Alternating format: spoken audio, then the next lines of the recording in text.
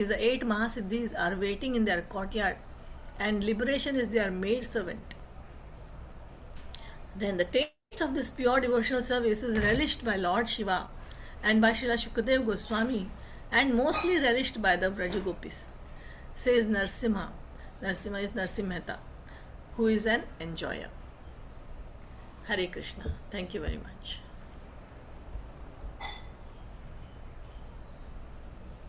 Thank you, Mataji. Thank you very much. Now we'll start with today's class. Today's class is 175, lesson 175A. 175 has been divided into two parts. But before we start, let us do the invocation prayers. नमो विष्णुपादाय कृष्ण पृष्ठाय भूतले श्रीमते भक्तिवेदांत स्वामिने नामिने नमस्ते सारस्वते देवे गौरवाणी प्रचारिणे निर्विशेष शून्यवादी पाश्चात्य देशतारिणे जय श्री कृष्ण चैतन्य प्रभु नित्यानंद श्री अद्वैत गदाधर श्रीवासादि गौर भक्त वृंद हरे कृष्ण कृष्ण कृष्ण हरे हरे हरे राम राम राम हरे हरे ओम अज्ञानतिमिरन्धस्य ज्ञानाञ्जनशलाकया चक्षुरुन्मिलितं येन तस्मै श्रीगुरवे नमः। श्रीचैतन्यमनोभीष्टं स्थापितं येन भूतले स्वयं रूप कदा मह्यं ददाति स्वपदान्तिकं वन्देऽहं श्रीगुरु श्रीयुतपदकमलं श्रीगुरुन् वैष्णवाञ्च श्रीरूपं साग्रजातं सहगण रघुनाथान्वितं तं तो जीवम् साद्वैतं सावधूतं परिजन सहितं कृष्ण चैतन्य देवं श्री राधा कृष्ण पादान् सहगण ललिता श्री विशाखान्वितं च हे कृष्ण करुणा सिंधु दीनबंधु जगतपते गोपेश गोपिका कांत राधा कांत नमस्तुते तप्त कांचन गौरंगी श्री राधे वृंदावनेश्वरी वृषभानुसुते देवी प्रणमामि हरिप्रिये वंशा कल्पतरुभ्यश्च कृपा सिन्धुभ्यैव च पतितानां पावनेभ्यो वैष्णवेभ्यो नमो नमः।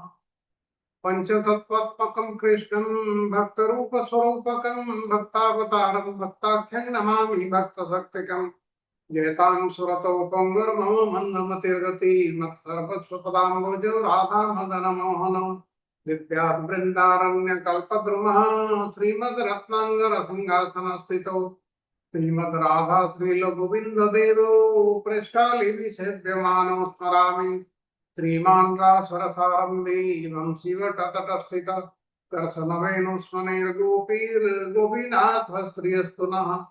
श्रीकृष्ण चैतन्य प्रभु नित्यानंद श्री अद्वैत गदाधर श्रीवासादि गौर भक्त वृंद। Now we'll offer our obeisances to Sri Chaitanya Mahaprabhu and the six Goswamis of Vrindavan. नमो महावदान्याय कृष्ण प्रेम प्रदायते कृष्णाय कृष्ण चैतन्य नामने घोरोतिसे नमः। O most beneficent incarnation, you are Krishna himself appearing as Sri Krishna Chaitanya Mahaprabhu. You have assumed the golden color of Srimati Radharani and you are widely distributing pure love of Godhead Krishna, and we offer our respectful obeisances unto you. Krishna Vannam Tusa Krishnam Sangopangostrapasadam Yagde Sankirtana Praye Rejayanti Sumedasa.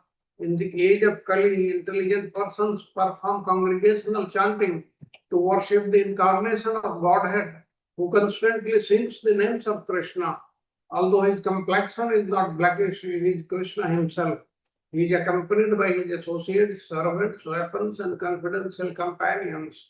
नाना शास्त्र विचारण के निपुणो सद्धर्म संस्थापको लोकानां हितकारिणो त्रिभुवने मान्य शरण्याकरो राधा कृष्ण पदारविंद भजनानंदेन मत्तालिको वंदे रूप सनातन रघुजुगो श्रीजीव गोपालको। I offer my respectful obeisances unto the six Goswamis of Vrindavan, namely Sri Rupa Goswami, Sri Sanatana Goswami, Sri Raghunatha Bhatta Goswami, Sri Raghunatha Dasa Goswami, Sri Jiva Goswami, and Sri Gopala Bhatta Goswami, who are very expert in scrutinizingly studying all the revealed scriptures with the aim of establishing eternal religious principles for the benefit of all human beings. Thus, they are honored all over the three worlds, and they are worth taking shelter of because they are absorbed in the mood of the gopis and are engaged in the transcendental loving service of the divine couple Sri Radha and Krishna. Om Namo Bhagavate Vasudevaya Namo Bhagavate Vasudevaya Namo Bhagavate Vasudevaya Narayanam Namaskritya Naram Chaiva Narottamam Devim Saraswatim Vyasam Tato Jayam Udirayat Nasta Prahesu Abhadresu Nityam Bhagavata Sevaya Bhagavati Uttama Sloke Bhaktir Bhavati Nastiki Hare Krishna Krishna Krishna Hare Hare Hare Rama Rama Rama Hare Hare Hare Krishna Krishna Krishna Hare Hare Hare Rama Rama Hare Hare Hare Krishna Krishna Krishna Hare Hare Hare Rama Rama Hare. Now with this, let us start today's class, but before that, let us have the recap of the last lesson.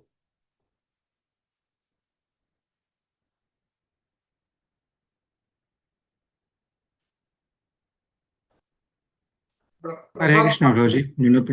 Hare Bol. Hare Krishna, Prabhu. Yes. One second. I'll share the screen.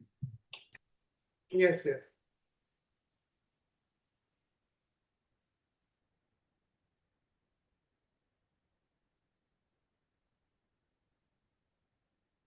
Hare Bol. Hope you are able to see the screen, Prabhu. Yes.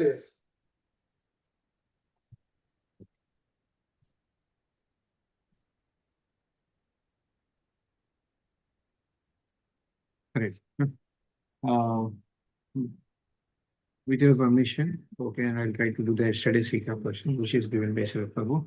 So wonderful session.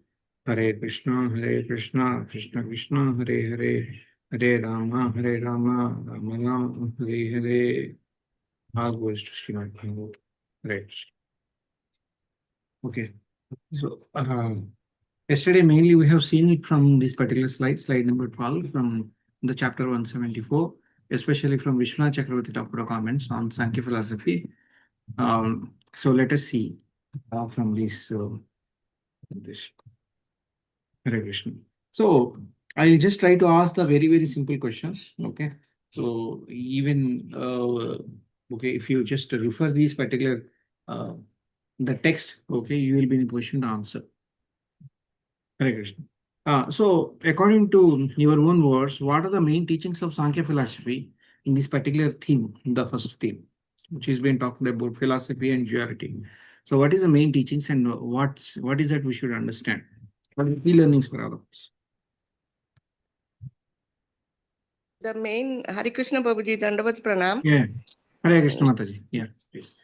Sankhya philosophy means the difference between the body and the soul, and the main theme is that critical journey of self-realization, that knowing that we are not the body but we are soul, and recognize ourselves that we are Atman. Perfect. Very good, Mataji. You have explained in a very simple words. So because of our ignorance, we all identifying ourselves as a material body in this material world. Okay. And that is what creates a suffering for all of us. That is that is the key theme. Okay. That is where we understand, take away for us the Sankhya philosophy. Thank you, Mataji. Let's move to the next theme. That is nature of reality. The nature of reality. So let us have very simple question. So what is this particular theme describes? Reality is a combination of consciousness and material nature. Okay, what is this particular theme? It describes the reality of a combination of consciousness and material nature. So this talks about what is Prakriti, what is Jiva. Okay, yeah. So go ahead, anybody. The reality and the conscious, materialistic and conscious combination is done by Lord Krishna while creating the universe, and the Pradhana combines with Prakriti when glances with Prakriti, then Mahatattva is created, and from it, everything, the three modes of nature, Sattva, Raja, and Tama, is created, which creates the entire creation. Yeah. That is the reality and combination of reality and materialistic nature. Yeah. Okay. Okay. Along So with the time. Along with the time. along with the time. Along with Yeah. the time, right? Yes. The creation, maintenance, destruction, and our experience, human experience. So that is what is this talk. Yeah, very good, Matish. Thank you. Let's move to the next thing. That means time starts from the glance of Mahavishnu, and before Correct. that there was no time. There was no time. Correct. From the glance, correct. Yeah, thank you, bro. So let's move to the next slide. So this is much familiar theme for us, for all of us. The roles of modes of nature, that is gunas. Yeah. So we know that Sattva-guna, Rajoguna, and Tamoguna. Sattva-guna is goodness, Rajoguna is passion, and Tamoguna is ignorance. So let's have a very simple question. Okay. How do the three gunas influence our human life according to this particular thing? It is influencing, right? Rajoguna is influencing, Tamoguna is influencing us, Sattva-guna is influencing. How it is influencing us? How these three gunas are influencing human life according to this particular theme? So if we associate with that particular guna, or we come under the influence of that particular guna, our conduct would be like that. So the idea Yeah. is to understand, have a deep understanding, like how the gunas will influence, will make us, will influence our lives, but we should not get influenced by them. Only then we, and try to stick more to the sattva guna, so that we are going up the ladder rather than falling down. Yes, Mataji. Yeah, So they all influence our thinking, our thought process, the way we are acting, the way we are actually seeing this world, the way we experience this particular world. Correct? Yeah. Yes, Mataji. Yeah, Very Hare good. Krishna. Prabhuji, one point also, at the time of creation, the three modes Ah. are reflected in that way, that goodness is created the man, buddhi, and ahankar. Then Rajogun is influenced by the indriyas, our senses, Yeah. and Yeah. Tamogun is influenced by the Panch Mahabhut Tattva. Ah. After that, all creations and jivas are created. Hare Krishna. Prabhuji. So this is Ah. more material modes of nature. This is the Maya. This is the prominent of all that. So two aspects we can see. One is a participation during a creation process, as Sir Prabhuji also mentioned. They remain in Pradhana, unmanifested form, or inert form. So they are existed. So one is the taking part in the process, but what is the important for us? There are two things, two aspects of it. One is the functional function of the three modes of material nature, and second is, as Mataji mentioned, influence on us, knowing. So both are important. What it does, function, and how it influences us. Because at the end of the day, it is meant for us, right? How to get back to that. Nothing to do with the lords and all that. Everything is coming by knowing all these intricacies. We understand that we are really caught up. We need to go back. So influence and the function. So both are there, knowing Yeah. that we Influence and can function. prepare ourselves. We can prepare ourselves, understand who really we are, and then once we understand that, we know what needs to be done. Yes, Prabhu. Thank you. Thus you have seen, we the jivas, we are made out of the Panchamahabhutas. Yes. And Panchamahabhutas, they originated from what? More of material, Tamoguna. Tamogun. Tamoguna. Tamogun. That's why we are also Tamoguni, and it is very difficult to Ah. get out of this Yes, situation. very true. So Yes, Prabhu. just one second, Prabhuji, because this is the essence of that. Gunas only hold us; they only bind us. Okay, so let's take one more. So how it makes a difference, because body is created by Panchamahabhutas and Tanmatras are created by Panchamahabhutas. That means with eyes we can see the form, with the nose we can smell, or ear we can hear. So how you understand then that part? So Lord can create with anything. Suppose Lord would have created with the Satguna only five modes of Pancha Mahabhutas. So how would I change it? Because at the end, how it influences? Is it that tan matras are influence us? Body is body. Body is temporary, it will go, right? But what influences here? You see, when somebody or something is affected by the contents of his creation.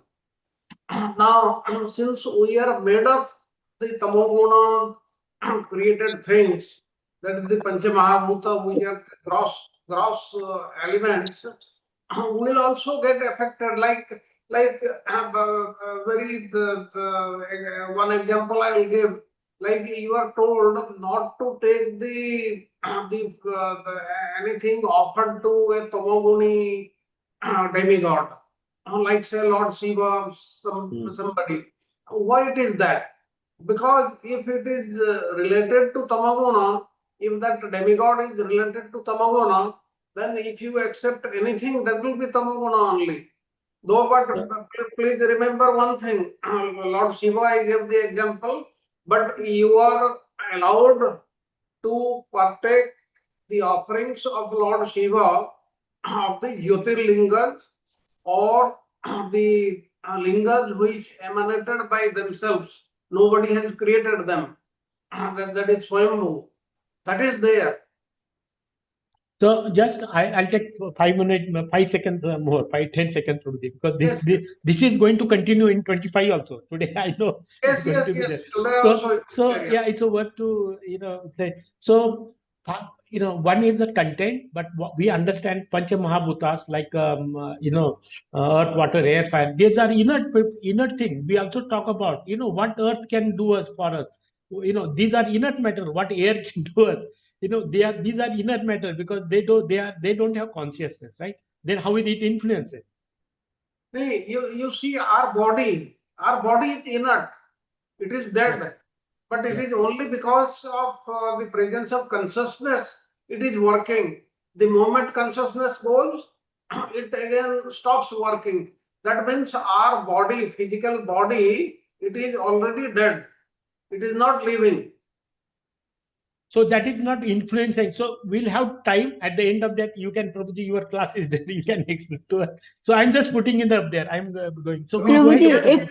एक point, प्रभु जी 1 point में आए। Yes, देखो yes. आप बोल रहे हैं कि कैसे इन्फ्लुएंस होता है, तो हम तमोगुणी हैं, हम पंचमहाभूत से बने हैं, हम तन मात्रा को धारण करते हैं, मगर जब कोई विषय को देखते हैं तो उसका चिंतन जब करते हैं कि अभी आंखों से हमें वो देखना है, तो फिर वो एक चिंतन बन गया। फिर हम जैसे जैसे चिंतन बढ़ेगा तो वो हम उसको चाहेंगे कि हमें वो चीज चाहिए, ऐसे ऐसे Yes. हम उस पे हम घुसते जाएंगे प्रभु जी। Correct. Yes, So yes. it is not the 4, 3, 5 more. 5. This is the gross material, but like I just said, tan matras and our mode. That tamoguna has got a mode. This we know. It's reflection. Correct. So that influences. Yes. Yes, Not Prabhu ji. the gross material. Yes, yes. If we vow, if we take a promise, make a promise that we will be guided by Sattva-guna, then it will be so. Everything depends on ourselves. We should not blame anybody else. Like in the Avanti Brahmana's case, you have read, for anything and everything happening to us, we are ourselves are responsible and nobody else, including the demigods or the Supreme Lord or time or anything else.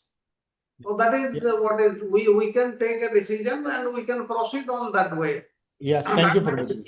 even with this tamogoni body, we can still render devotional service, we can still purify ourselves. That is possible.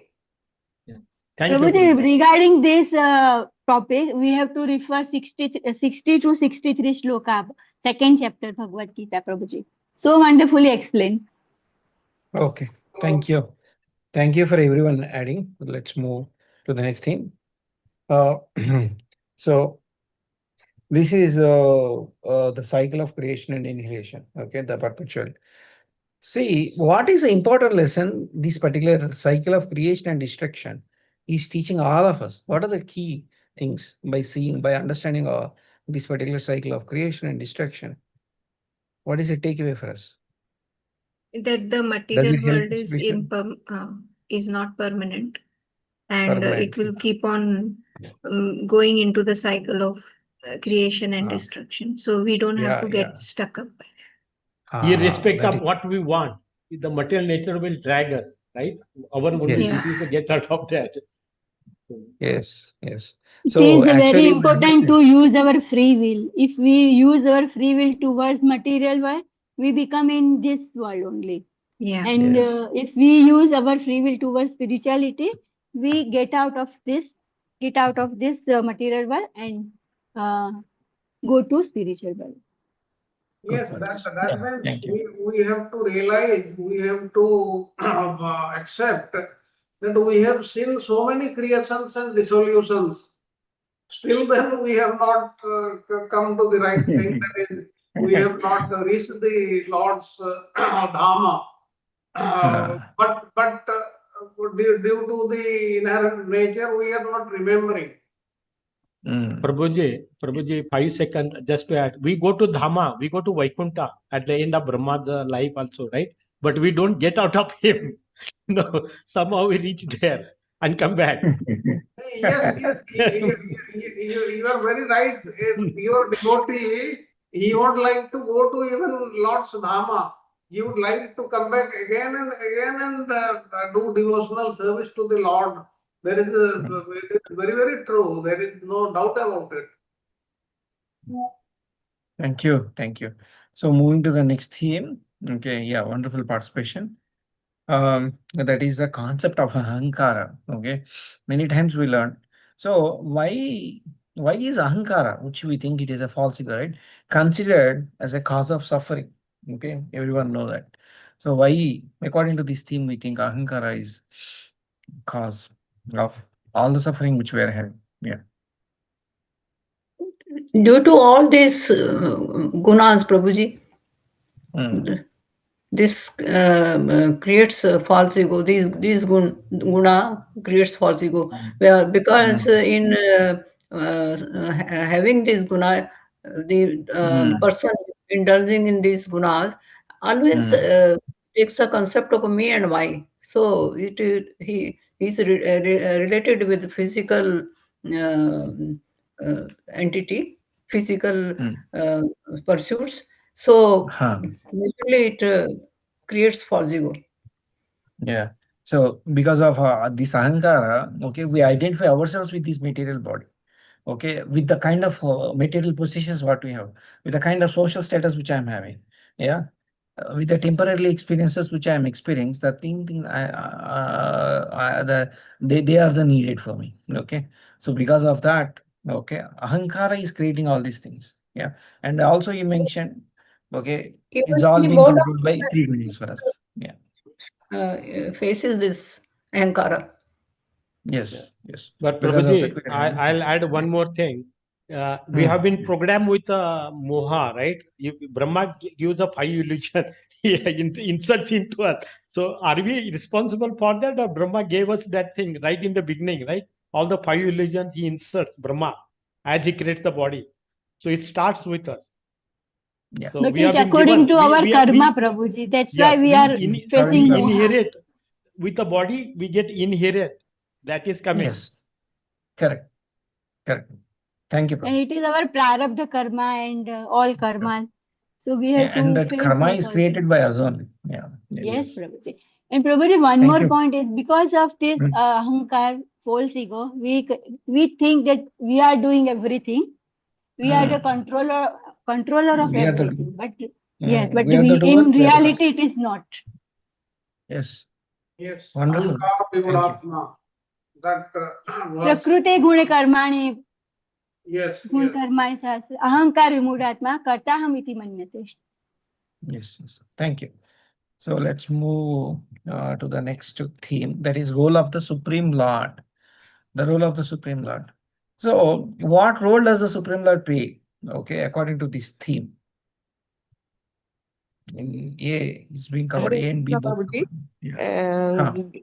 Yeah. Supreme Lord Arishwara or Vishwapurusa is the main creator. He creates, maintains, and he plays the role in destruction. And according to his will, everything goes on. And he gives Yes. us the opportunity to do bhakti and pure devotional service. Yes, yes. So That is he is present throughout the creation, maintenance, and destruction. He is beyond the time and space for yes or no. Okay, that is what yesterday we heard from Prabhuji. And this particular theme is emphasizing that okay, he is not impersonal. Yes or no? Yeah.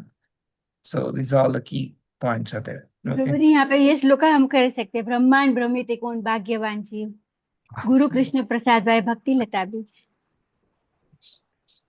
Very good. Thank you. Thank you, Matas. So the last theme in Vishwanath Chakravarti Thakura's one. So like what is his theme is scientific knowledge and illusion. So let's understand this. How does the true knowledge okay helps a person to overcome illusion according to this particular thing? Okay, we have to overcome the illusion and we will overcome illusion, right? So how this particular true knowledge is helping okay all of us to overcome according to this particular thing. Prabhuji, scientific knowledge shatters dualities and it clears the essence of existence. And it gives understanding and it leads the individual towards the supreme power. Yeah, yes, Mataji. So this spiritual knowledge help everyone, gives the opportunity for us to understand what is this nature of creation, what is this temporary nature of material world, and who is really eternal. Okay, and that we This is realize, and then transcendental knowledge. When we get this knowledge, transcendental. we can understand the material avidya, we can understand. And by this, Yes, we can bifurcate what is good for us. yes, yes, Mataji. We have a tendency of falling down because we get influenced by the gunas. And because we are in the material, the moment we associate more and more with the transcendental knowledge, we will try to overcome the avidya. So Yes. the spiritual knowledge will take us out from the illusion. Yes, Mataji. Thank you. We Okay. have to apply this knowledge. Otherwise, we We will have to apply again and this. again fall down. Perfect. If we Perfect. only have knowledge, but we did not apply, so then it is a most probably a chance to fall down again and again. All done again. Yeah. Perfect. Yeah, Yeah. one more Good. Samta Mataji, she raised it, because three modes like a rope they bind us, right? That's what we think. But are they really binding? We saw that previously. It is only our karma, right? That the karma desires are so strong, we ourselves get into this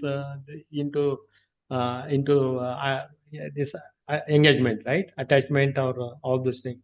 Yeah, So these we saw that temptations. temptation, they are so strong, so everything is described, even the gunas, they don't remain like always. It's not only tamoguna, right? Sometimes satguna also do come. So we go through the cycle, right? Vrittis and all that we discuss, but what is the root cause of that? Our desire, the strong desire of sense enjoy, strong desire, and then everything falls into. So that influence, that binds us, and not the only not the gunas, right? Prabhuji, even in Bhagavad Gita, Arjun says that कि अगर मुझे नहीं करना है फिर भी मैं ये कर्म के Exactly. That's वो what करने second chapter. कर रहा जा रहा. हाँ. हाँ. तो भगवान So कहते हैं बिकॉज ऑफ रजोगुणा, lust रजोगुणा बहुत only. स्ट्रॉन्ग है. Yes Prabhu. That is the desire. That's, Only the strong desire yes. is so strong. Only here, so in 11 Canto, we saw that previously, few classes before. So, yeah, Prabhuji, go ahead. Thank you. Thank you, Prabhu. So I have moved to the next slide. Okay. So we have only 3 slides now, 3 more slides left out. So again, the concept is being explained in Gaudiya Vaishnava Prema Bhakti point of view. Okay, whatever we are learning, okay, a little flavor is being explained. So here, introduction of Sankhya philosophy and then key concepts of Sankhya philosophy is being explained. So let me ask very, very simple question. So there are three important concepts which is being talked about the second thing in the key concepts of Sankhya philosophy. Okay, three concepts. We can see that ABC. Yeah. Like what are those three important concepts? Okay, and why they are very important for all of us? Yeah, we have ABC. We're just doing it, trying to do a quick recap. Purusha, Prakriti, Guna, Ahankar. Those are the three concepts, right? Purusha, Prakriti, the relation. The Gunas, the mode of the material nature, what we discussed, how they influence. And then Ahankar, the concept of false ego, because that takes us away from what we really are and make us think what we are not. Yeah. Yes, bro. Okay. So those three are the key things which we learned from as part of Congress. Yeah, good. Bro. Thank you. So I'll try to do a quick recap. Remaining two slides. Slide 17. So what is this particular theme is talking about? Sankhya soul in understanding the reality. Yeah. And then integration with devotion, bhakti. Okay. Let's have two simple questions for each of the theme. According to this particular theme, what is a mind illusion which binds living beings to this material life? What is the main key thing? Which is what is the main illusion which is binding all of us in this material life? Yeah, what is that illusion? It's been highlighted in red color. Just see that. It is Maya. Maya. Because of Yeah, Maya, we didn't because think. of our Yeah. mind, Maya and mind both are playing the game. Because of this, we are in complete illusion and Yeah. we are struggling. Yeah, because of that Maya, we think I am this material, I am this material body. This And I am body. in. Yeah. Yeah. Good. Good. Yeah, nice. So let's move to the next theme, that is integration with bhakti, that is devotion. So why this particular theme says that bhakti is greater than any of the philosophical analysis? Yeah. Many times we heard why it is telling like that. Especially Gaudiya Vaishnava Prema Bhakti doesn't focus much on philosophy actually. Okay. So why it says that bhakti is much, much greater than the philosophical analysis alone.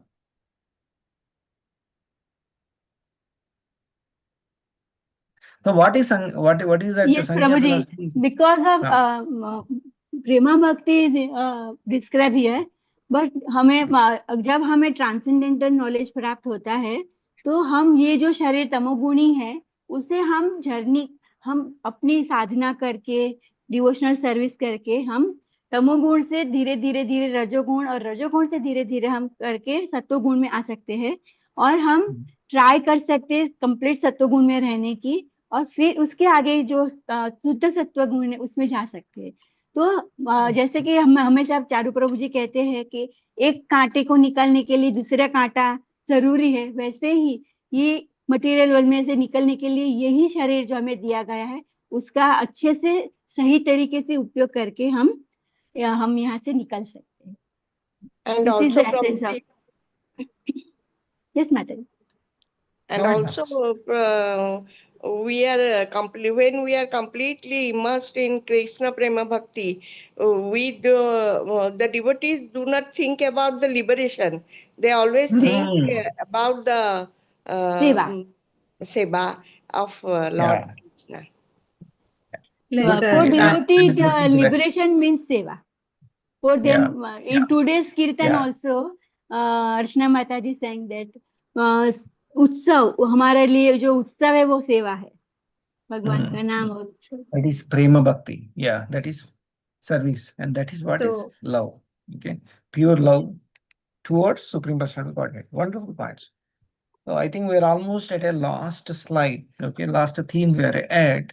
That is the highest philosophy, that is prema bhakti, the devotional service. According to this team, what is the real goal beyond liberation? Beyond liberation, what is our real goal? Okay, everyone can answer this question. Okay, beyond liberation. Liberation is not our goal. We discussed some of the points. What is our real goal? One word actually. Godhead. Love of Lord. Love of Godhead. Krishna Bhakti. Krishna Prema Bhakti. Krishna Prema. Yes. Yeah, love of devotion towards Supreme Personality Godhead. Wonderful. Very nice. प्रभु जी उसका एक बहुत अच्छा example है कि अगर कोई गाय को पकड़ना चाहता है जो बहुत ही वाइल्ड हो गई है, कंट्रोल में नहीं आ रही है तो क्या करना चाहिए? जो तो उसके गले में जो एक रस्सी होती है गाय की, उसको पकड़ लेंगे तो गाय कंट्रोल में हो जाएगी। उसके लिए वो स्ट्रगल है। वैसे ही हमें कृष्णा को नहीं ढूंढना है, बस हमें उनको प्रेम प्रेम जो गले में प्रेम वाली रस्सी है, उसको पकड़नी। तो अगर वो पकड़ लेंगे तो कृष्णा हमें मिल जाएंगे। वो बहुत ही मैंने अच्छा एग्जाम्पल सुना था। Yes, Mata. Thank you very much, Mataji. फिर So हमारे wonderful गले में part. प्रेम होनी चाहिए, तभी कृष्णा हमें पकड़ेंगे। हम कृष्णा को नहीं पकड़ेंगे, कृष्णा हमें पकड़ लेंगे। इसीलिए तो प्रेम करना है ना माता जी हमें। Yes, yes. प्रेम करना है। Wonderful participation. Yeah. Thank you very much. Even this participation is also a loving exchanges between all the devotees and also expressing our love towards Supreme Person of the Godhead. Okay. Yes, sir. Yes, sir. All the sessions very and true. recap. Yes Prabhu Yeah. Ji, it is very And, important. and Kirtan Seva and everything. Yeah. Yeah. Every night. So yeah, so far. Yeah. Thank you very much. Hare thank you Krishna, Prabhu. Hare Krishna, Krishna nice. Krishna, Hare Hare. Hare Rama, Rama Rama, Hare Hare. Thank you very much. Yeah. Thank you Wonderful Prabhu ji. participation. Thank you very much. Thank you Prabhu Charu Prabhu ji for giving us so wonderful opportunity. We'll start with today's class. Today's class is lesson 175A. This 175A and B, they'll cover this chapter 25 and 26. Today, we'll be going through chapter 25. Now, here in this chapter, I'll tell you basically what is given in this chapter so that we carry forward this. Now, the Supreme Personality of Godhead, Lord Krishna, in this chapter, he describes the manifestations, the functional manifestations of the three modes of material nature, that is goodness, passion, and ignorance, which arise in the mind. Therefore, what comes next? Control of the mind, control of the senses, tolerance. These are some of the manifestations unmixed of the unmixed mode of goodness. And desire, endeavor, false pride, these are manifestations of the mode of passion. And anger, greed, bewilderment, these are in the mode of ignorance.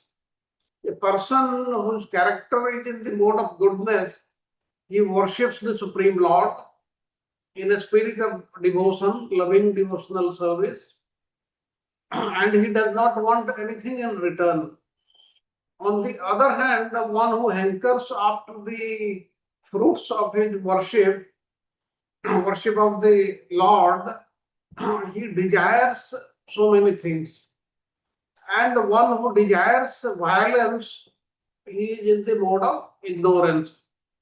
And these modes of goodness, passion, and ignorance, they are present in the infinitesimal living entity, whereas the Supreme Lord, Supreme Personality of Godhead is transcendental to the three modes of material nature. That means these modes of material nature cannot affect him in any way, in any circumstance.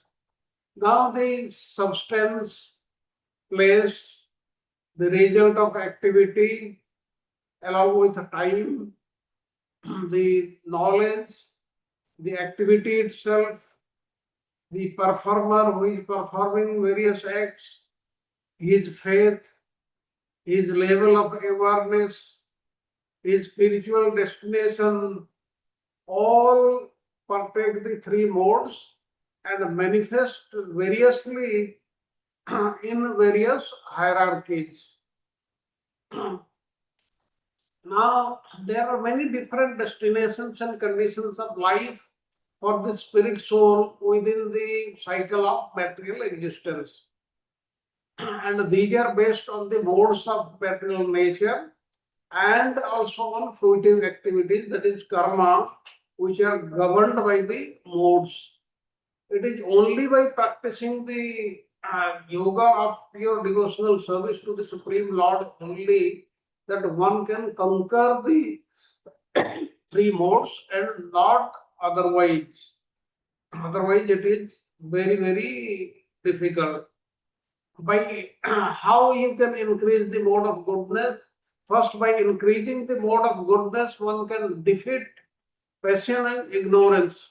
Then one can conquer and perform transcendence. And at that time, he becomes entirely liberated from the material modes, and he also gives up his subtle body and attains the association of the Supreme Lord.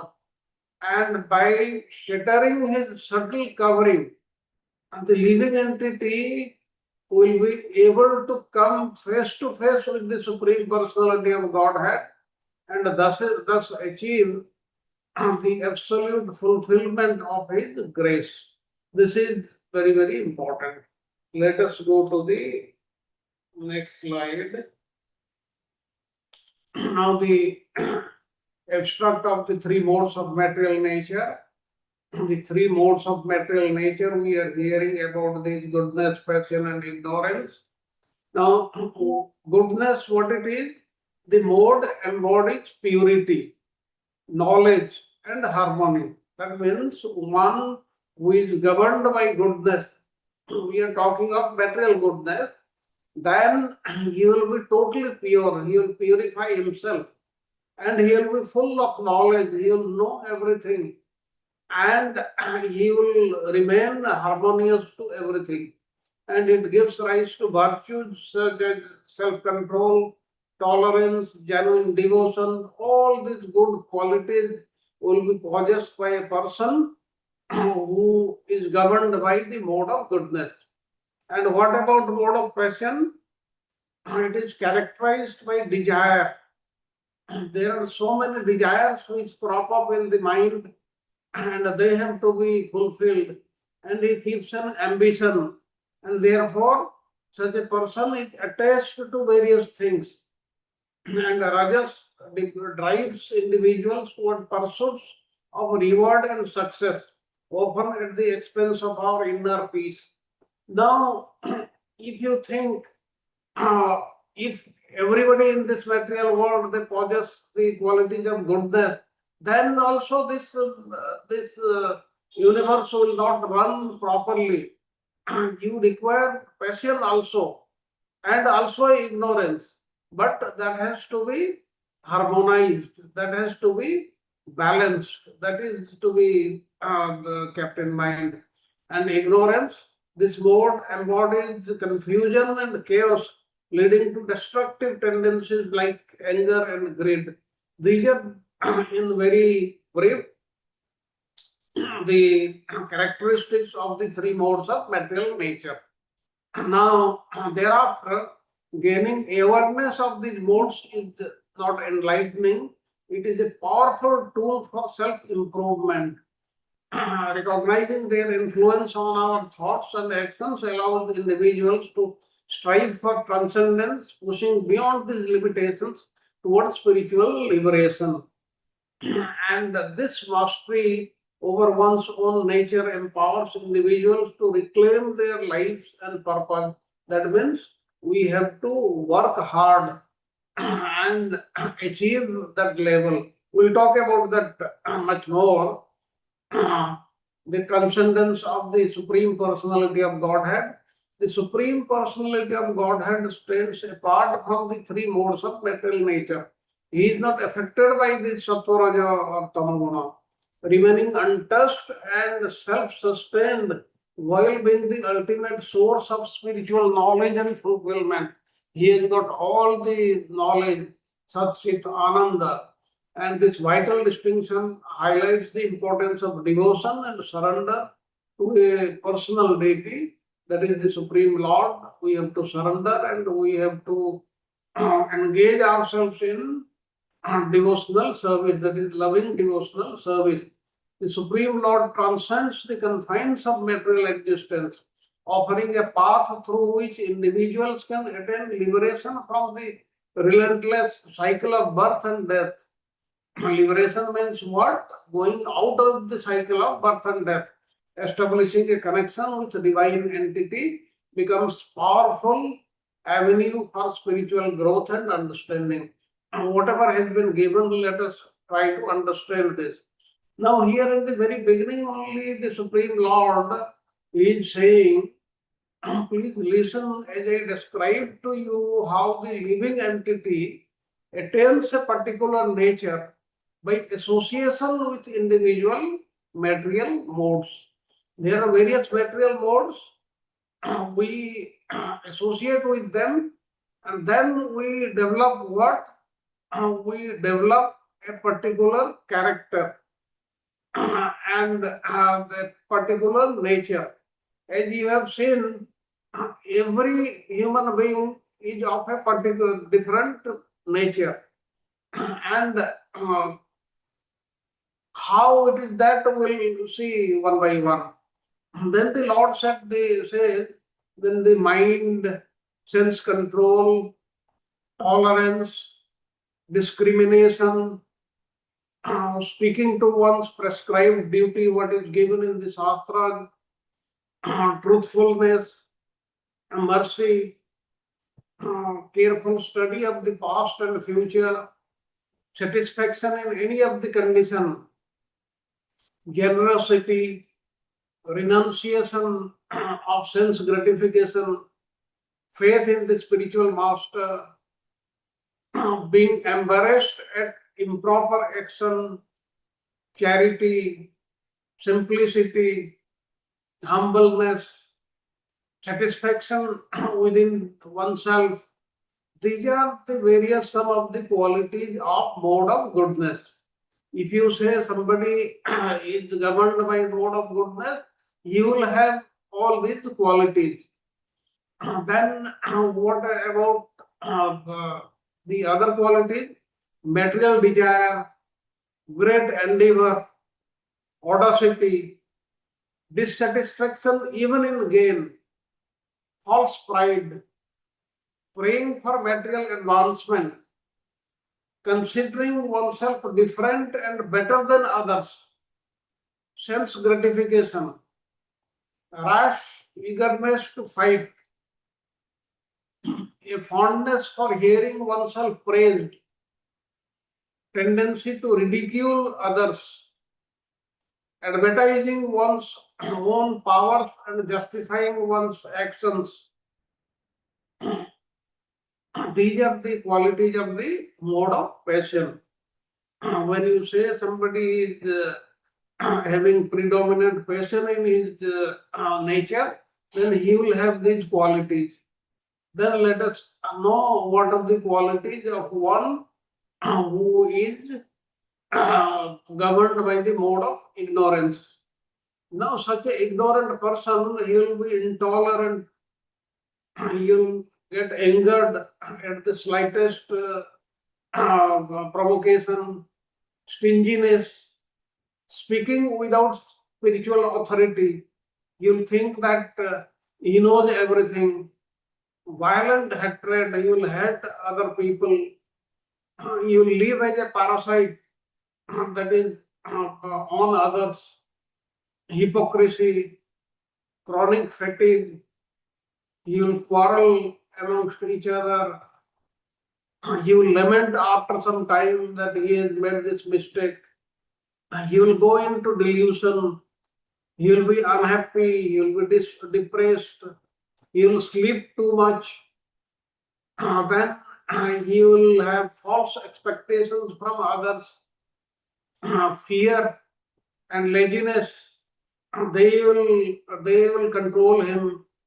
And these are some of the qualities in the mode of goodness. Now, as I have earlier said, none of these qualities, they remain in the pure form in this material world. There is a combination of the three modes. Then what happens when the combination of the three modes is present in the mentality of I and mind? Now, the ordinary transactions in this world, they are carried out through the agency of the mind only. The objects of perception, the senses, the vital airs of the physical body, and they are based on combination of the three modes of material nature. Now, when a person he devotes himself to dharma, artha, kama, moksha, then what happens? And sensual enjoyment is obtained by his endeavors, display interaction of the three modes of material nature. And when a man desires sense gratification, then he consequently becomes established in religious and occupational duties, and the combination of the modes of nature is manifest in him. A person who exhibits qualities such as self-control is understood to be predominantly in the mode of goodness. And similarly, a passionate person is recognized by his lust, and one who is in ignorance is recognized by qualities such as anger. Now, any person, whether man, woman, or anybody who worships the Supreme Lord, Supreme Personality of Godhead, that is loving devotional service, offers his or her prescribed duties unto the Supreme Lord without any material attachment, such a person is understood to be in the mode of goodness. And when a person he worships the Supreme Lord as per what is given in the Shastra, the prescribed duties he follows with the hope of gaining material benefit, his nature to be understood as he is in the mode of passion. And one who worships the Supreme Lord with the desire to commit violence against others, even though he is worshipping the Supreme Lord, he is in a mode of ignorance. Now, these three modes of material nature, they influence the living entity, but not the Supreme Lord under any circumstances. Now, they induce the living entity to become attached to material bodies. Therefore, he says, I, mine, like this. And in this way, the living entity gets bound up in this material world. And when the mode of goodness, which is pure and auspicious, predominates over passion and ignorance, a person becomes endowed with happiness. He is virtuous, he is knowledgeable, and he possesses all good qualities. And when the mode of passion, which causes attachment and activity, conquers ignorance and goodness, a man begins to work hard to acquire prestige and fortune. He keeps on working 24 hours in a day without any rest. Thus, in the mode of passion, he experiences anxiety and struggle in his daily life. And when the mode of ignorance conquers passion and goodness, it covers his or her consciousness and makes one foolish and dull. And such a person laments and remains in illusion.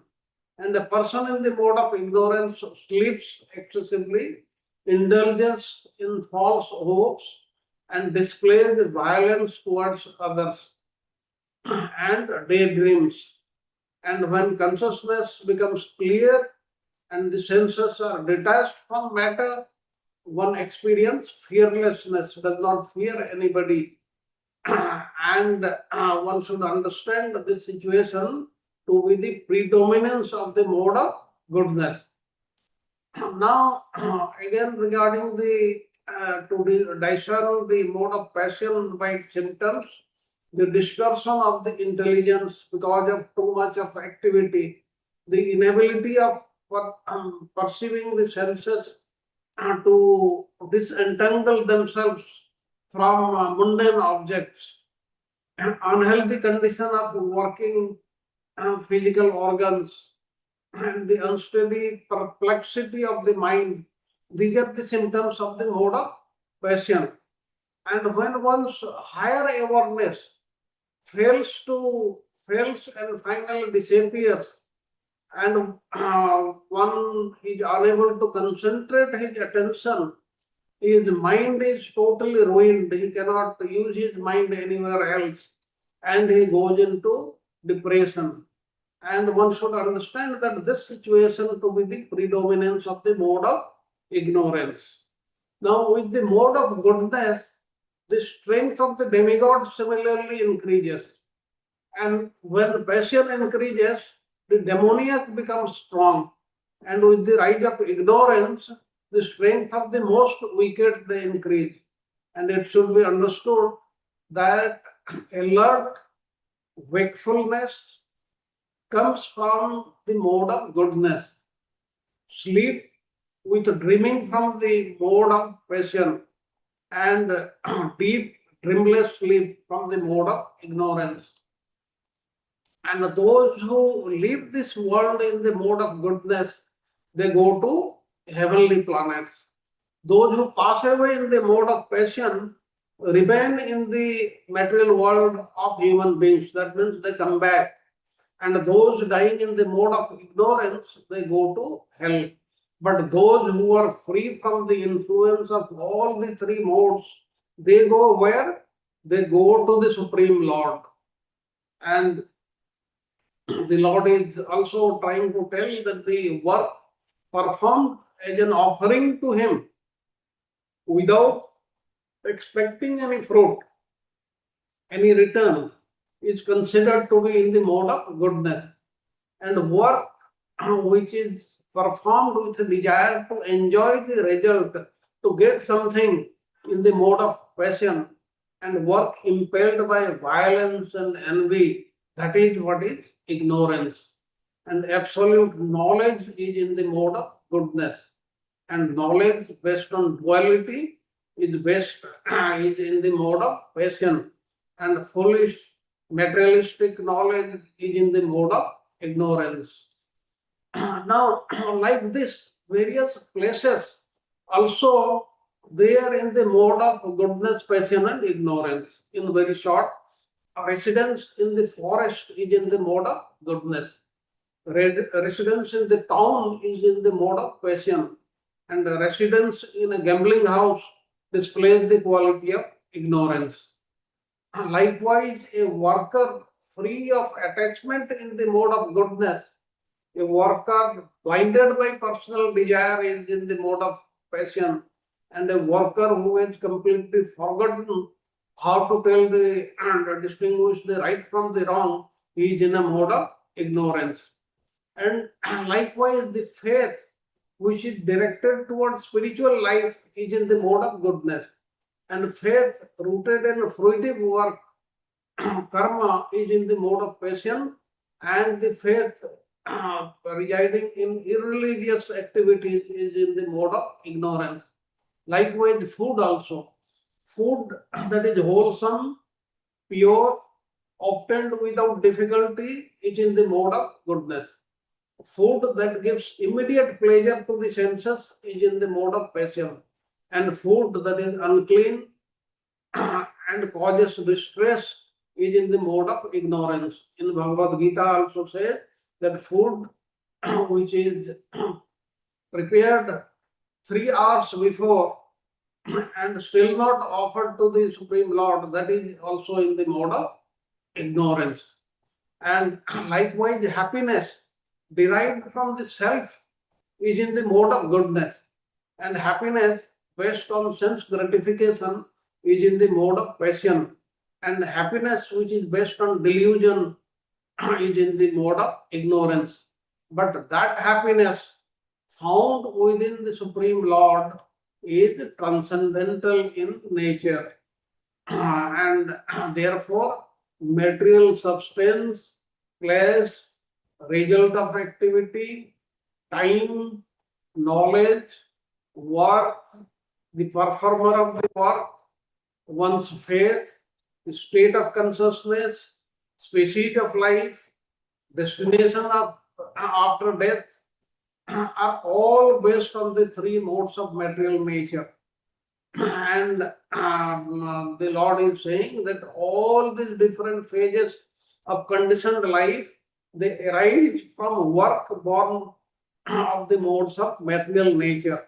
And the living entity who conquers these modes manifested from the mind can dedicate himself to the Supreme Lord by the process of loving devotional service and thus attain pure love of the Supreme Lord. Let us go to the next slide. Devotional service, bhakti. We have been talking about devotional service. Now, this chapter 25 underscores the importance of pure devotional service as the means to rise above the three modes. That means if we want to conquer the three modes of material nature, then what we should do? We should perform loving devotional service to the Supreme Lord. And this service is characterized by selfless worship. That means not asking anything from Him. Why? Because He knows what is good for us. He will Himself give what is required to us, unfettered by personal desires and an ability to differentiate authentic prayers from self-motivated requests. Under any circumstances, that is not required to be done. And bhakti emerges as a transformative spiritual journey regarded as the highest practice leading to an intimate and profound connection with the Supreme through sincere devotion. Individual can transcend material consciousness, awakening to a higher spiritual reality. And this relationship, focused approach to spirituality, one's emotional landscape, offering hope and inspiration to those seeking fulfillment on the path of bhakti. That means we have to practice devotional service. We should worship the Supreme Lord, but ask nothing from Him. That is what is bhakti. And the role of the human body and intelligence. This section asserts that human life is uniquely designed for profound spiritual development, as in is endowed with an extraordinary capacity for knowledge and enlightenment. Now we have been given this human life after many life forms. As you know, there are 84 lakh, 8.4 million life forms, and we have been given this to reach the Supreme Lord and not to waste it by engaging in sense gratification. It inspires individuals to harness their intelligence to rise above lower modes of existence and pursue higher transformative truths. Therefore, we should understand what is the truth the Lord has set for us, and we should work toward that end. And this idea illuminates the remarkable potential for self-realization embedded within human existence. It calls upon individuals to channel their intellect towards spiritual growth rather than the fleeting allure of material ambition. Anything material we get that has got a limited life only, but our spiritual growth, there is no limit. True wisdom, it suggests, emerges from a deep understanding of one's relationship with the divine and the courage to transcend worldly limitations. That means we should not run up to the material ambitions. Now, here what the Lord is saying, having achieved this human form of life, which allows us to develop transcendental knowledge, full knowledge, those who are intelligent should free themselves from all contaminations of the modes of nature and engage exclusively in the loving devotional service to none other than the Supreme Personality of Godhead. And a wise sage who is free from material association, who is not bewildered at all, should subdue his senses and worship the Supreme Lord. And he should conquer the modes of passion and ignorance by engaging himself only with the things in the mode of goodness.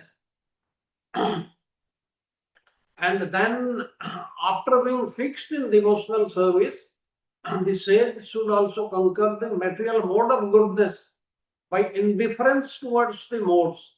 Thus specified, he will be pacified in the mind, the spirit soul will be freed from the three modes of material nature, and he will give up the very cause of his conditioned life, and he will attain the Supreme Lord. That is the stage of real goodness, transcendental goodness, and freed from the subtle conditioning of the mind and from the modes of material nature which have arisen from the Supreme Lord only, the living entity will become totally satisfied by experiencing the Lord's form. He no longer would search for enjoyment in the external energy, nor he would contemplate or remember such enjoyment within him. He will forget all those things. Let us go to the next slide. Now, the conquest of the modes.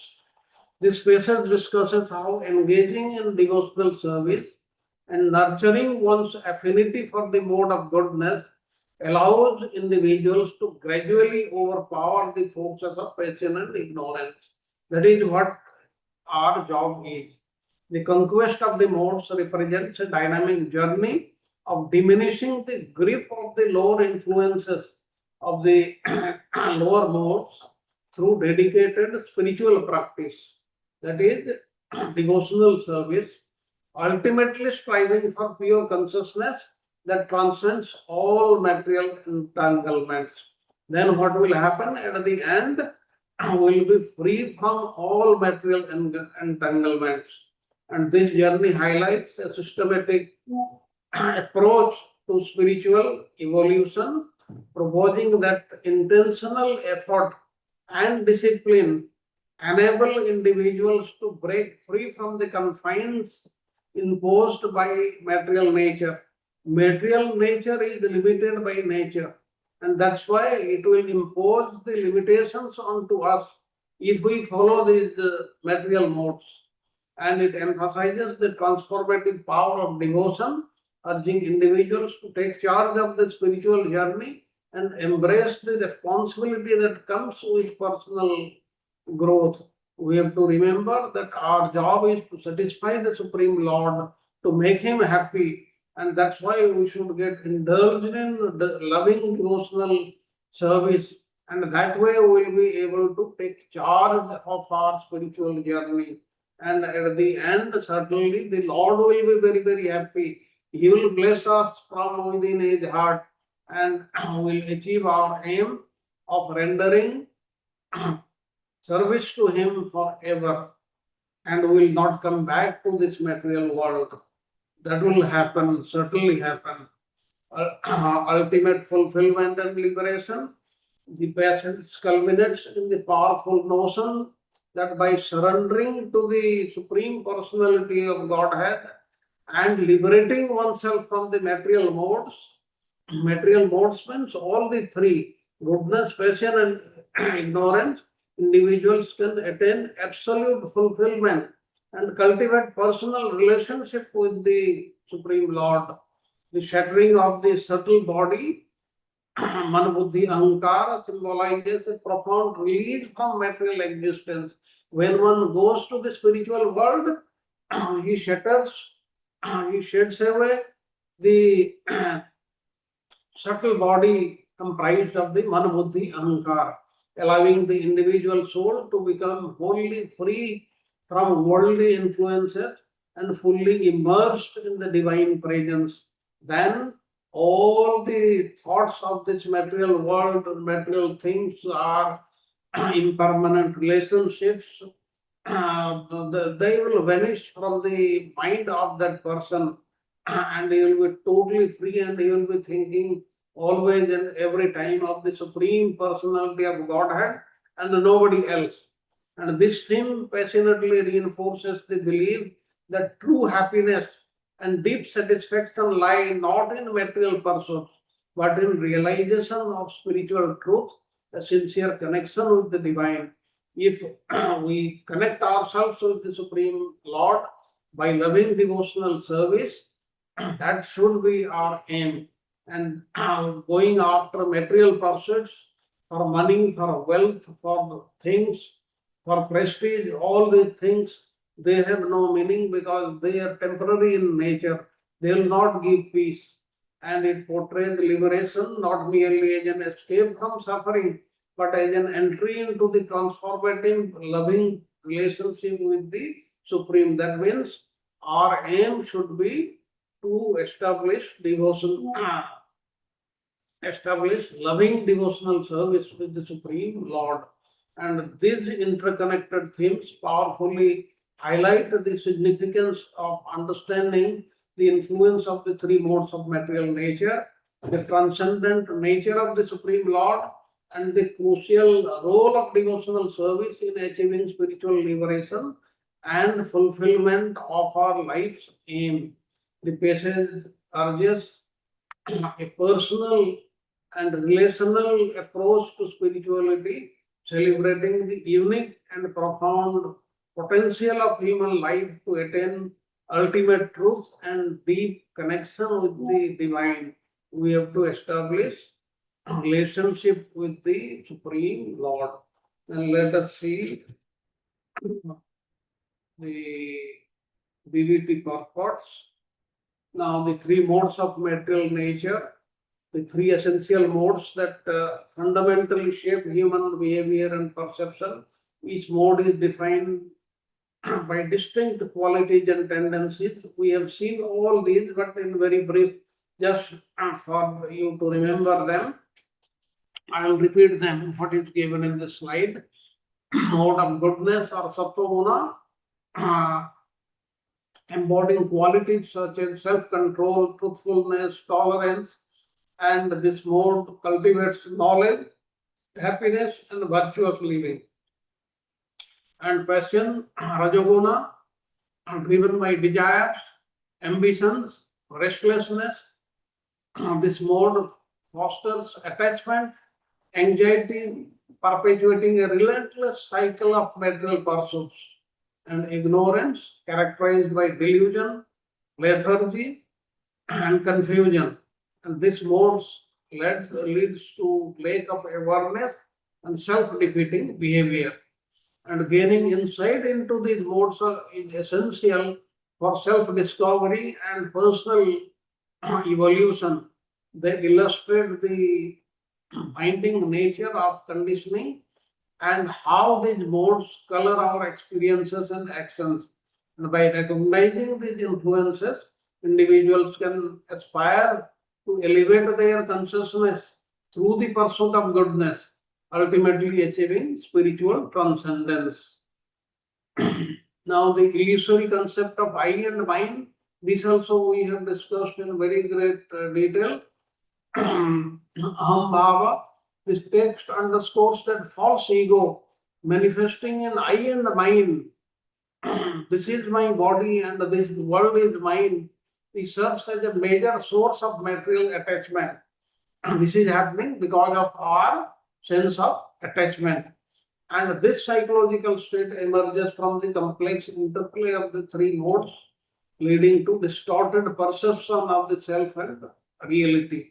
And because of this false ego, this this distorted perception is coming into our self, and we are believing that all these things are ours.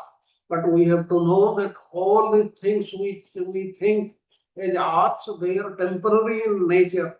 The only permanent one who is ours is the Supreme Lord and nobody else. And all are his parts. And by understanding the ego as a construct of these material modes, one can begin to disengage from these false identities.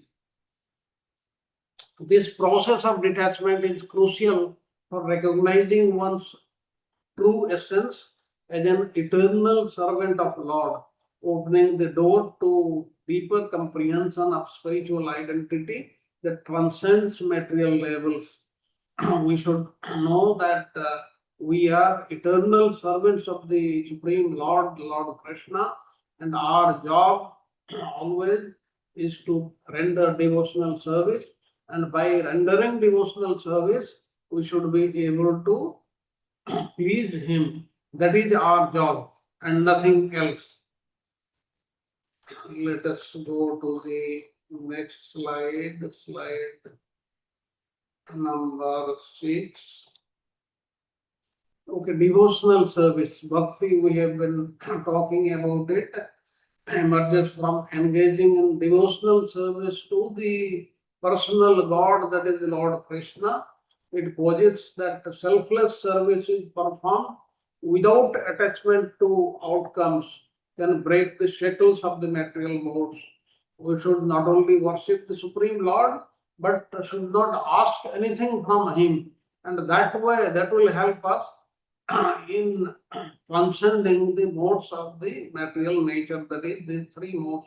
And bhakti is presented as the supreme pathway to transcendence. The only way to overcome the three modes is by performing bhakti and nothing else, highlighting the vital importance of surrender, love, and devotion. How we should do devotional service? By surrendering ourselves to the Supreme Lord, and loving the Supreme Lord, and rendering devotional service. And this theme powerfully illustrates that while the modes can ensnare the soul in the cycle of birth and death, dedicated service to God holds the key to liberation. If we engage ourselves in these material things, get attached to matter, say, this is mine, this is me, like this, then we will not be out of the cycle of birth and death. But when we dedicate ourselves to the Supreme Lord, then liberation can be seen. Liberation from material entanglements and unveils the ultimate realization of spiritual truth, ushering the enlightenment and profound spiritual fulfillment. The nature of knowledge and faith. This section categorizes knowledge and faith in relation to the modes of material nature, the three fundamental qualities that govern the material world. Pure knowledge and faith, when focused on spiritual life and devotional service, embody the mode of goodness, defined by purity and peace and profound understanding. In stark contrast, knowledge tied to duality or material pursuits dwell within the mode of passion and ignorance, which are characterized by restless activity and deviating lethargy. And this classification underscores that authentic understanding and faith transcends mere intellectual grasp of material ambitions. It inspires seekers to cultivate a pure devotional consciousness that aligns with the nature of the Supreme. The next slide, point number 5. The path to liberation. The passage vividly outlines the path to liberation, emphasizing the necessity of conquering the modes of material nature. How? Through self-realization and devout service, that is devotional service. And by engaging in transformative activities that purify the heart and mind, one can attain a state of transcendental consciousness. And the teachings reveal that liberation is not merely an escape from material existence, but a profound transformation of awareness. We have to change our awareness. And it stresses the importance of actively participating in devotional service. Now, going round and round, this point of engaging ourselves in devotional service, it comes again and again, in which we have to dedicate our service, our life to the Supreme Lord, and thereby will ultimately lead to, this will lead to realization of one's eternal bond with the divine. We will realize that the Supreme Lord is the only one who is attached to us from all those lifetimes in several millenniums and billions and trillion years of life. And the concept of happiness, the text discusses various forms of happiness, positing that the deepest joy arises from self-realization. In comparison, happiness derived from sense gratification is linked to the mode of passion, while pleasure rooted in delusion represents the mode of ignorance. All these happiness which you get in the mode of passion and ignorance, they are nothing in comparison to the deepest joy which arises out of self-realization. And the distinction accentuates the fleeting nature of material happiness and lasting, reassuring nature of spiritual joy. It urges individuals to seek fulfillment through spiritual practice rather than transient sensory gratification satisfaction, aligning with the ultimate aim of realizing one's true sense and deep connection with the divine. Now, the next slide. After this, we will have a break. Transcendence beyond the modes, how to go beyond these three modes of material nature, goodness, passion, and ignorance. True transcendence is achievable when one rises above the three modes of material nature, embracing Krishna consciousness, that is, practicing devotional service, empowers individuals to break free from the constraints imposed by the material modes. Once you achieve that these modes of material nature will not be able to exert any influence, they will not be able to exert any constraint in our activities. And the concept of transcendence serves as a powerful and uplifting message for practitioners. It reinforces the idea that while the modes may influence our consciousness, through devotion and surrender, one can attain a state of pure existence, liberated from material conditioning. Because we are materially conditioned, there are so many restrictions, so many limitations. But once we achieve our aim, we go beyond this modes of material nature, there will be no limitation at all. And in conclusion, the themes discussed in this passage illuminate the transformative power of devotional service. Again and again, this point is coming, devotional service only is powerful enough to help us to transcend the three modes of material nature. And the significance of understanding the modes of nature and the illusory nature of worldly attachments. All these attachments, what we see, they are illusory. They do not exist forever. There is a definite time only till which they remain. And by nurturing awareness of these principles, individuals are encouraged to transcend material existence and embrace their true spiritual identity as eternal servants of Krishna. This we have to remember and we have to strive for that. Engaging in practices that foster purity and devotion, that is in the mode of goodness, is not just essential for achieving liberation. It is a gateway to experiencing genuine happiness. With this, let us have a 5 minutes break, and in that period, you can ask if you have any questions, or you can have your comments also. Thank you very much.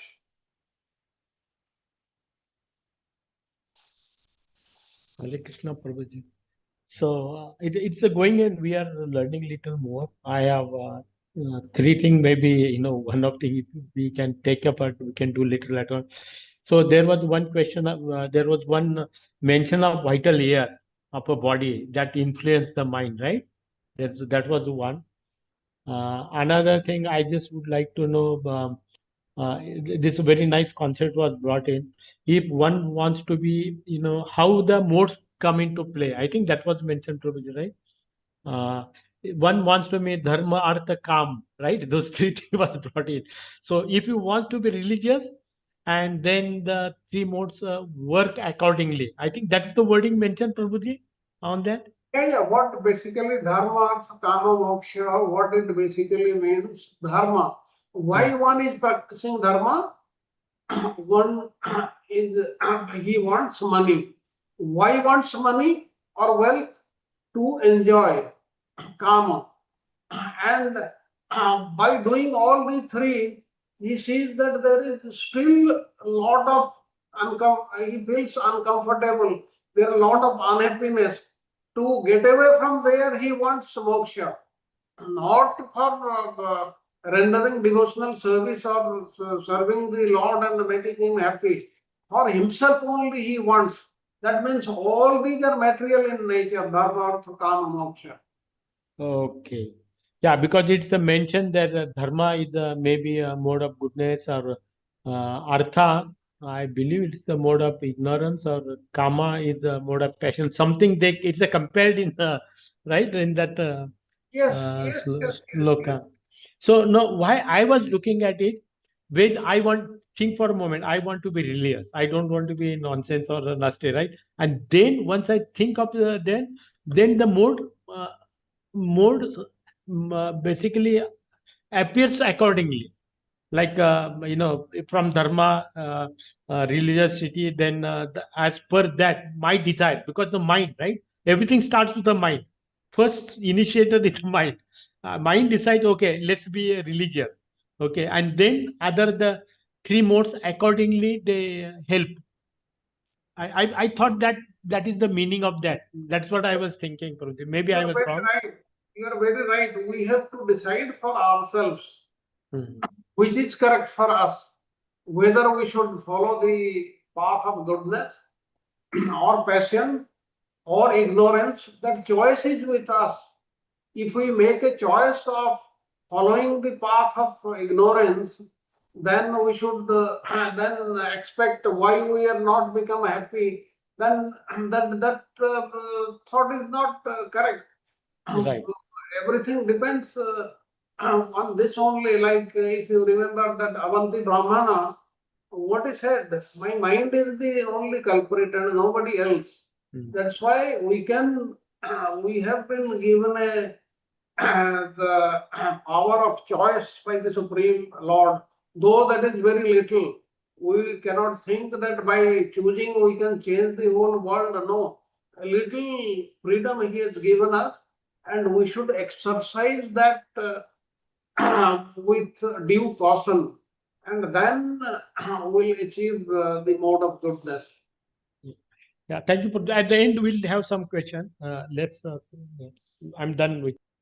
Hare Any Krishna Prabhu ji. Yes yes, Prabhu yes. Ji, अगर अगर हम ऐसे सोचते हैं कि मैं mode of goodness में रहूंगा और चलूंगा, उसके लिए भी हमें श्रद्धा और भगवान की कृपा की सुकृति की जरूरत पड़ती है।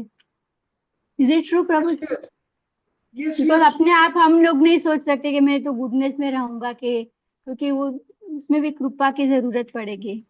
Yes, please remember that anything and everything cannot be achieved by our prarabdha or by our purusartha. These are not sufficient. The blessings of the Supreme Lord, His mercy, is absolutely necessary. More so to reach His kingdom. It is required. Once He approves, then only one will be able to transcend the modes of material nature and move further. Not otherwise. His mercy is vast. Yeah, but Prabhuji, this question came some time back, right? I want to be in mode of goodness. Then every activity that we perform, you have to discriminate. Using that word was wisdom, okay, wisdom or true wisdom or intelligence. We have to put to test. By saying in mode of goodness doesn't work, because we do activities, right? Yes. With the kaya vacha mansa, we do all activities. All activities, whenever we do, we have to discriminate where this activity will lead. Is it leading me into the goodness? Fine. If it's not there, then we have to justify that using discretion. I think that we discussed some time back. Yes, that is very, very correct. Our main culprit is Sadhu Sangha. Yes. Sadhu Sangha, which is not Sadhu Sangha, anything which is not helping us in performing our devotional service. That is very, very important. And Sadhu Sangha, it can be many, like not only your speech, what you see, what you hear, the people with whom you associate, the things you eat, like all these things, they affect us, the environment in which you live, all these things they affect. But still, we should make our mind very, very strong. We should make a choice to follow the correct path, then we'll be somewhere. Otherwise, we'll not be able to achieve anything. Any other comment? Prabhuji, in short, we have to be progress to Annamay Abhyas to Anandmay Abhyas. Yes, हम Yes, yes, yes. Code Govind भाष्य में अभी हमने पढ़ा सब सीखा. We should not behave like a single-celled amoeba, and ultimately we have to reach that Anandamaya stage which we were talking earlier in the Govinda Vas. प्रभु जी, जो एक स्लाइड नंबर 7 में जो कंसेप्ट ऑफ हैप्पीनेस है, वो हम उसमें connect कर सकते हैं. ट्रू हैप्पीनेस मींस आनंदमय अभ्यास. Yes, yes, yes. Okay Prabhu ji. Okay, then we move to the next slide.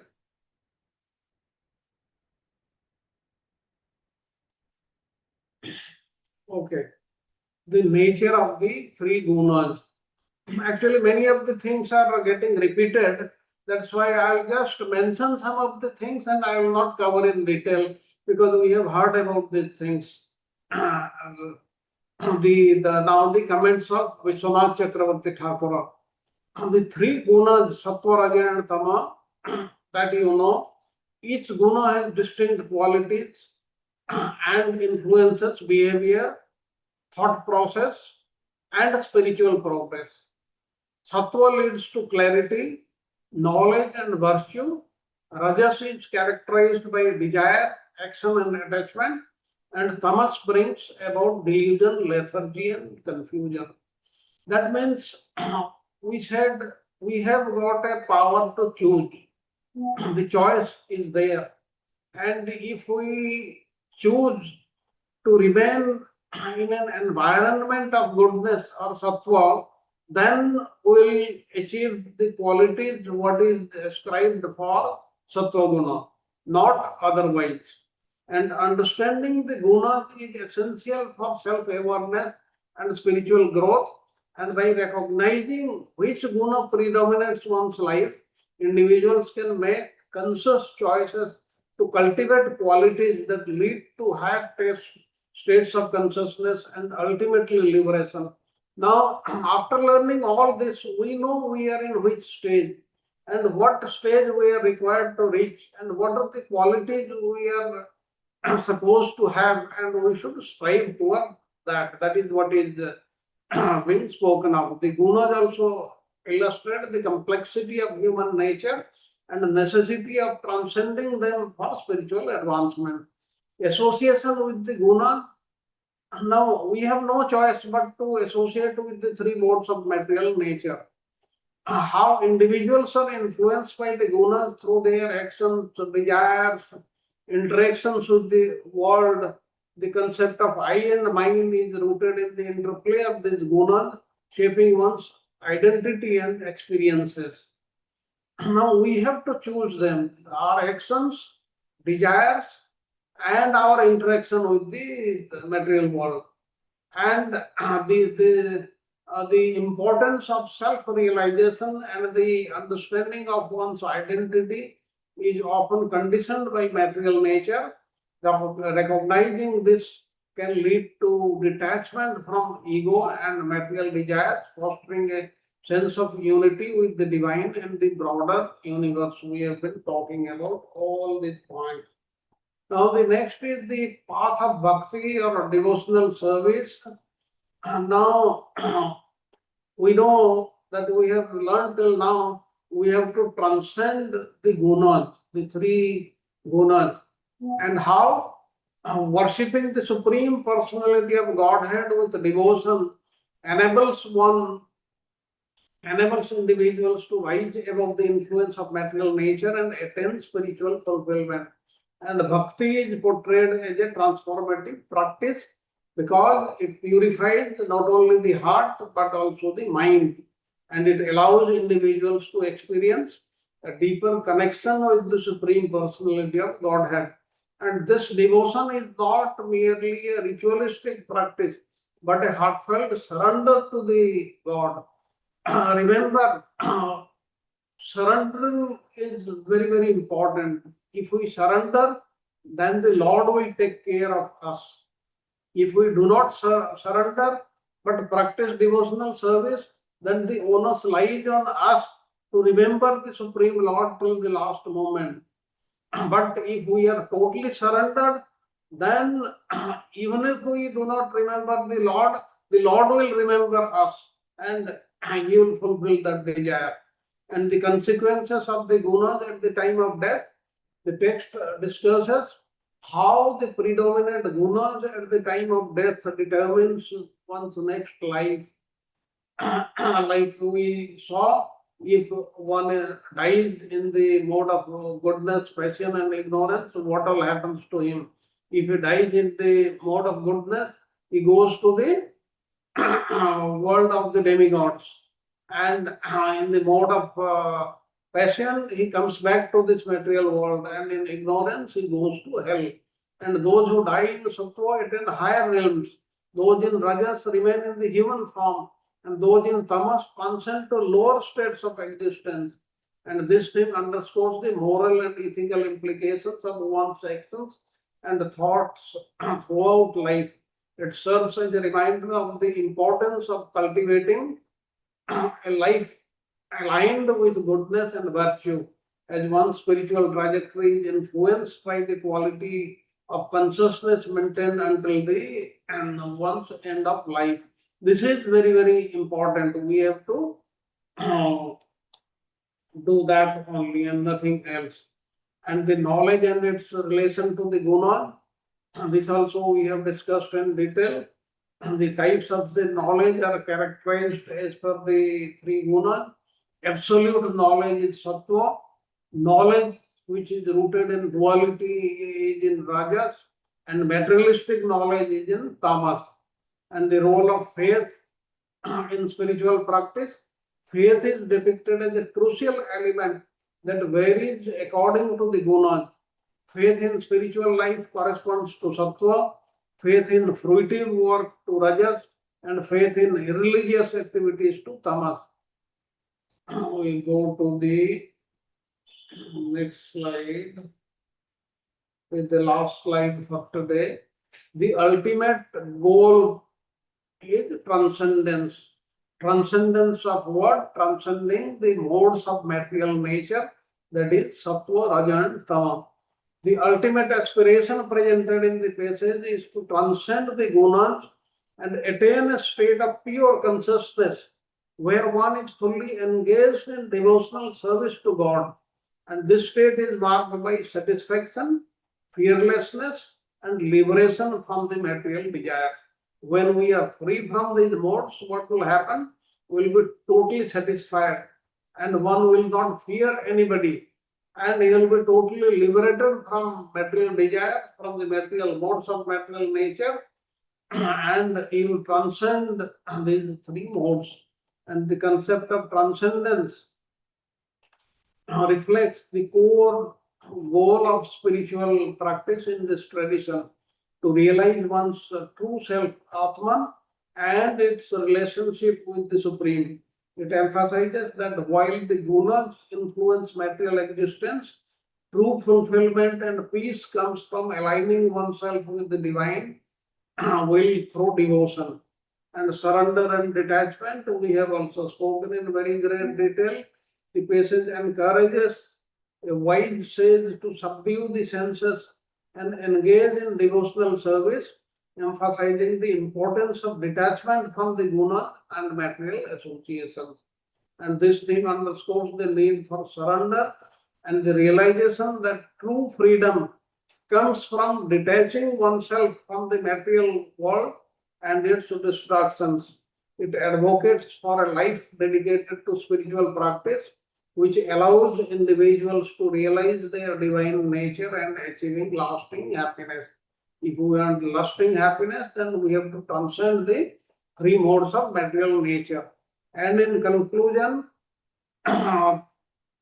these thematic elements collectively illustrate a comprehensive view of how the gunas they shape human experience and the path towards spiritual liberation and through devotion and self-awareness. And teaching encourages individuals to recognize their conditioning, cultivate higher qualities, and ultimately transcend the limitations of material existence. So, with this, I come to an end of today's lesson. Now, the session is open for question and answers and your comments. Thank you very much for listening to me.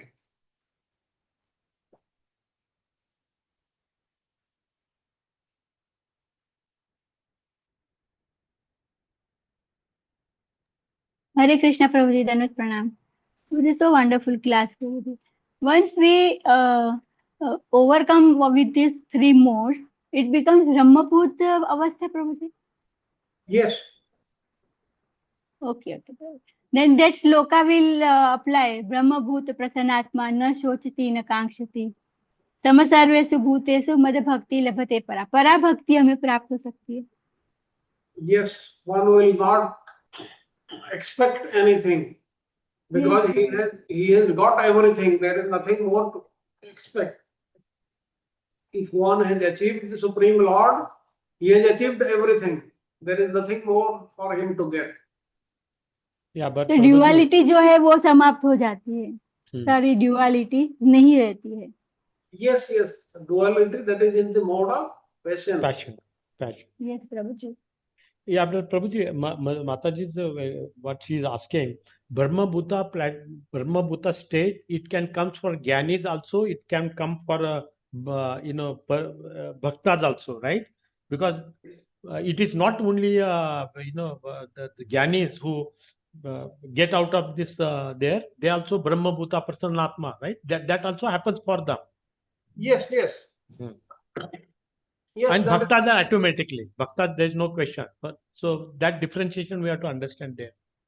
Yes. मगर प्रभु जी ज्ञानी के लिए वो भक्ति नहीं हुई, उनको सेवा नहीं मिलती है. ये वो भाग अलग है. ब्रह्म भूता स्टेज वो भी आते हैं. Keep in mind. Yes, yes, प्रभु जी. हाँ. Yes, yes, yes. Prabhuji. You are right, Prabhuji. Hey, what Prabhuji is saying, unless you do devotional service, you cannot reach this stage. Even if somebody is practicing any other thing, then this devotional service has to be combined with that. Otherwise, you cannot achieve this stage. That is what he is saying. This is actually perfection. Yes, one cannot be perfect unless he comes into this devotional service. That is what is being said.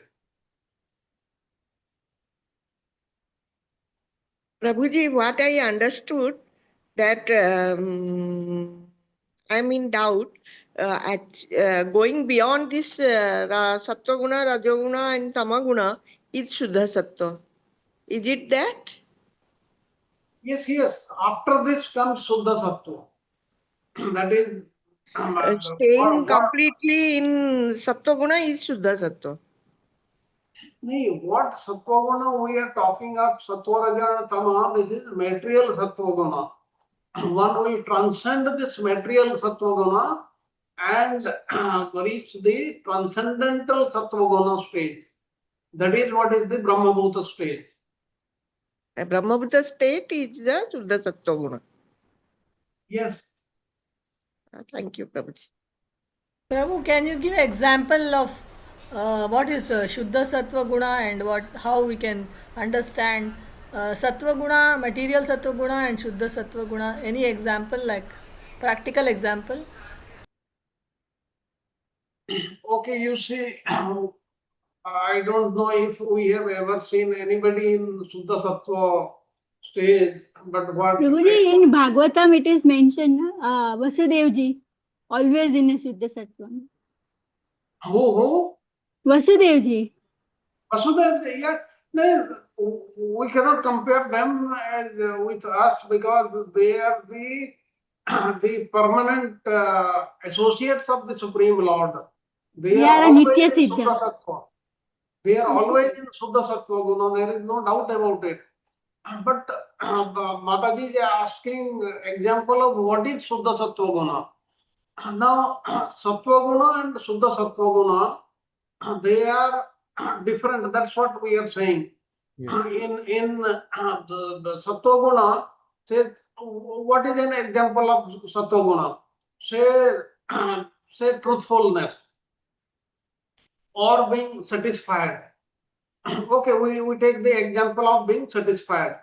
If we are under the modes of material goodness, what is being satisfied? Satisfied means whatever comes to me, I'll remain satisfied, whether this is good or bad or something. But once one reaches the Suddha Sattva, then all these things have no meaning. He is in a different world altogether. Like if you, this will be very, very clear if you study the life history of the great people. Say, like you talk of Swami Haridas. Swami Haridas, who manifested whom? Banke Bihari. Banke Bihari ji. Banke Bihari. Okay.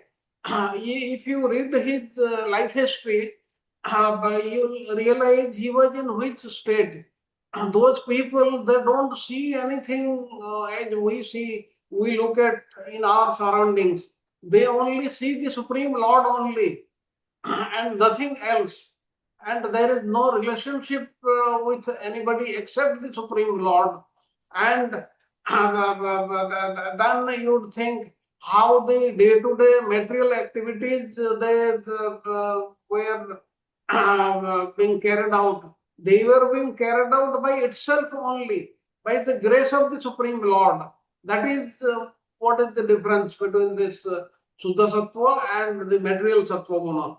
That is much ahead, I think, at my level. I cannot think of that only, but what I can think of, these people, they in Suddha Sattva, they see only the Supreme Lord in each and everything and nothing else. And they think of Him 24 hours in a day, which is not possible for any one of us. That could be some of the things. I don't have much experience or expertise to explain that. Yeah, Prabhuji, as mother is saying Yes, that yes, yes, Prabhu. Sattva, she is asking Sattva and the Shuddha Sattva. Sattva, we see that all the sages going to the Jan Loka, Mahar Loka, Tap Loka, they are Nishkam Karmis, they are Sattvic, the Sattva Guna is highest in them, and but they are not devotees. Otherwise, they would not have stuck up there in the material world, in 14 planetary system. They would have gone to the Vaikuntha or Golak Vrindavan, wherever they want, or maybe Moksha also.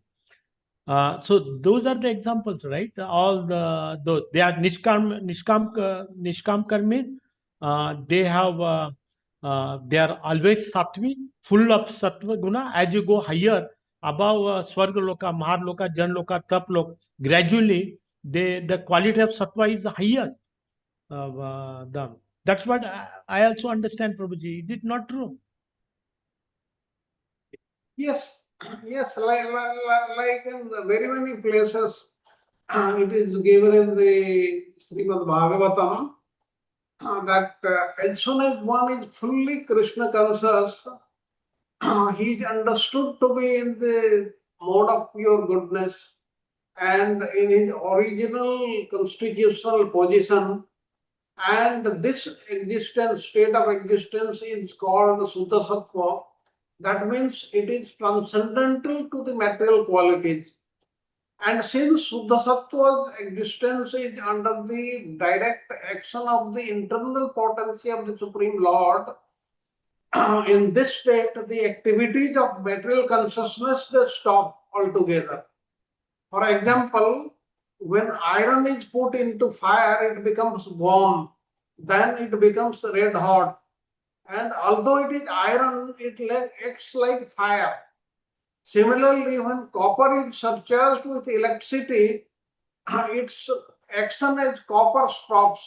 It acts as electricity only. In Bhagavad Gita, 14th chapter, the Lord says, Mamchayo Vyabhicharana, that verse, so it says that therefore Suddha Sattva is transcendental position which is technically called Vasudeva. And Vasudeva is also the name of the person from whom Krishna appears. And therefore this verse explains that pure state is called Vasudeva, because in that state, Vasudeva, the Supreme Personality of Godhead, is revealing without any covering. And the word Suddha Sattva also means that situated in the transcendental platform of pure goodness. In this way, the soul is purified of all material contamination, and spiritual happiness is Suddha Sattva. Suddha Sattva means pure goodness. In the material world, there are three modes, but here it is only pure goodness and nothing else. This is what I can talk about Suddha Sattva. Prabhu, can I ask you were just giving that example of truthfulness. So, truthfulness, you also said that we could see truthfulness in as we can see it in material ways as well as in when you say truthfulness in spiritual. So, like for example, when Yudhishthir Maharaj was asked to speak about Ashwatthama, the elephant, Ashwatthama is killed. So he wanted to protect his material truthfulness. So he said Ashwatthama, then quietly he said Kunjaro, Narova, Kunjarova. That means either it could be man or an elephant. But Bhima was blowing his conch shell so loudly that nobody could hear what he said. So in that case, we see that truthfulness is being protected. Okay, but Krishna had told him to speak that, so that is transcendental. So whether it is truthful or not truthful, he should have spoken it as it is, as Krishna asked him to speak. So if he had done without a hesitation, then that would have been Shuddha Sattva. Is it like that?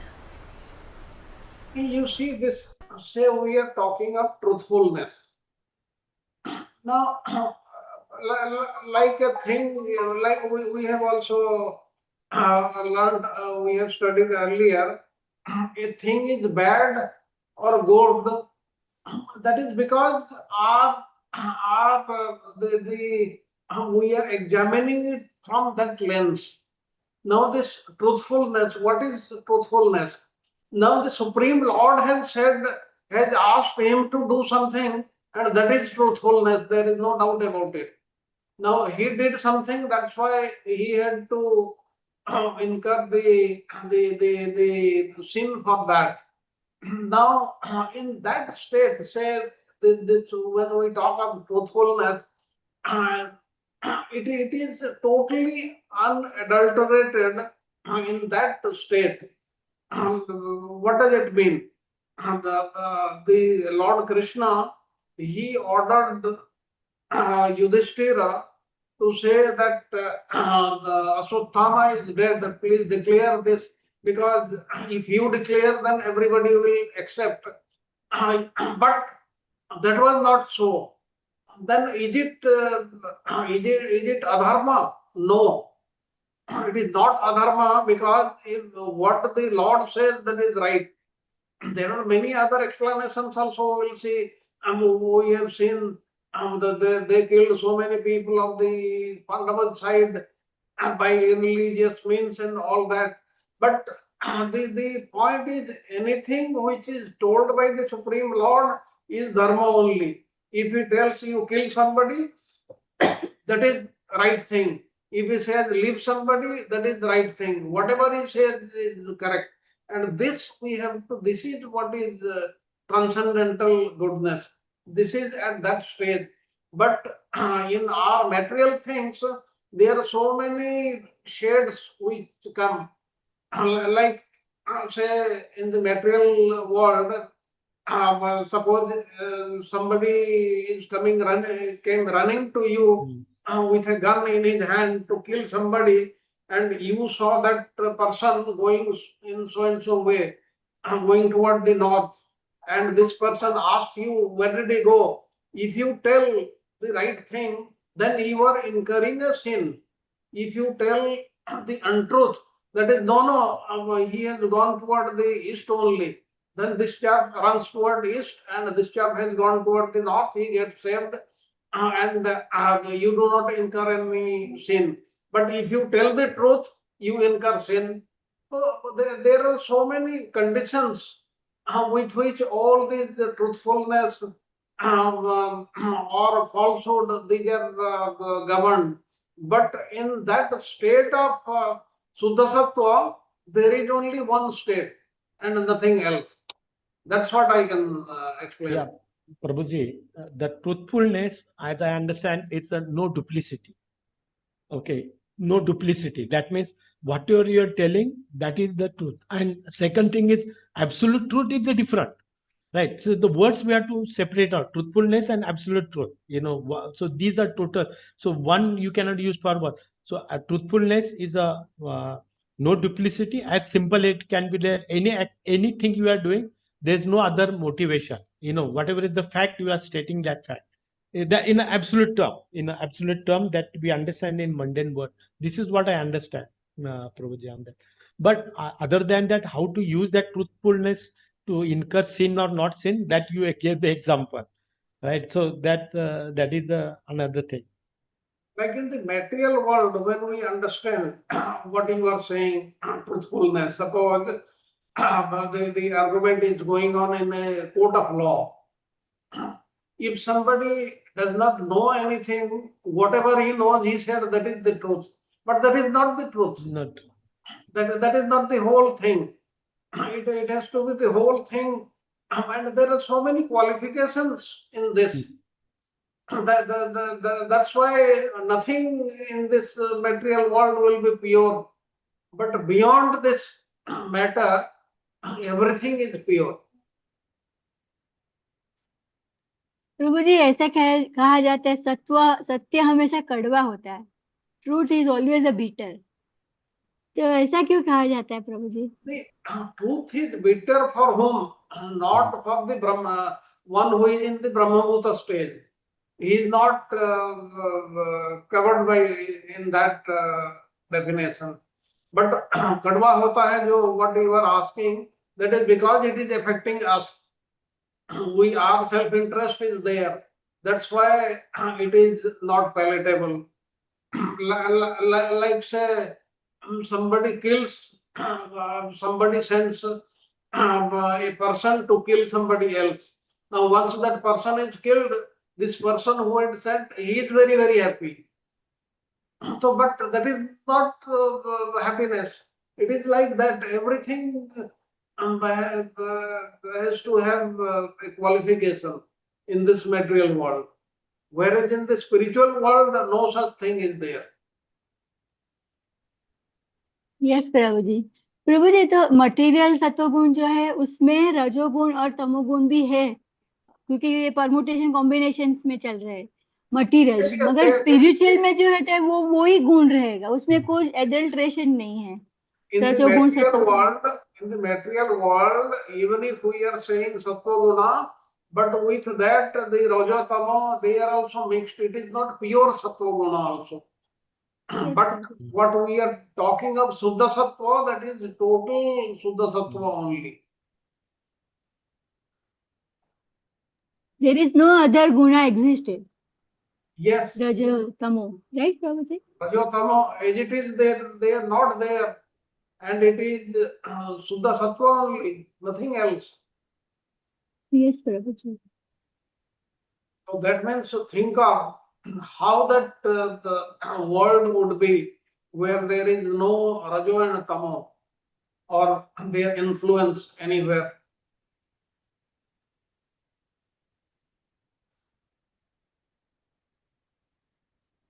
Okay, any other question or comments?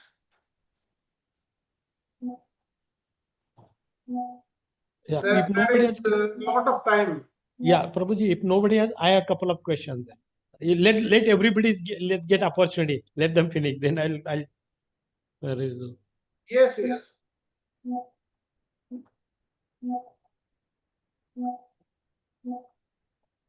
Any other question or comments by anybody? Prabhuji, I have a doubt. This is out of context. If doing everything with the permission of Krishna is transcendental, then why Yudhishthira told that lie and went through the hellish planet? No, because he also had the choice. What were the choices? To follow Krishna or not follow Krishna? He Not followed Krishna following to some Krishna, extent. not following Krishna is a crime, I Yes, think. yes. No, not following Krishna, yes, but he did that also in good faith. So that's why he suffered just a little. What little he suffered, he was shown the hellish planets in the hell. He was shown how people are being tormented. That was all. He didn't go and Prabhu ji go. मगर यहाँ पे हम ये context देख सकते हैं कि द्रोणाचार्य को डिफीट करना it is very very difficult, कोई नहीं कर सकता था द्रोणाचार्य को डिफीट। इसके लिए इसीलिए भगवान ने ये पांडवों को बचाने के लिए उन्होंने ये किया, क्योंकि अदरवाइज अगर वो बोल देते कि अश्वत्थामा का वध हो गया है तो वो अपना उन्होंने वो व्रत भी लिया था ऐसा, शायद मुझे याद नहीं, कि फिर वो हथियार नहीं उठाएंगे Dronacharya. And why he did that?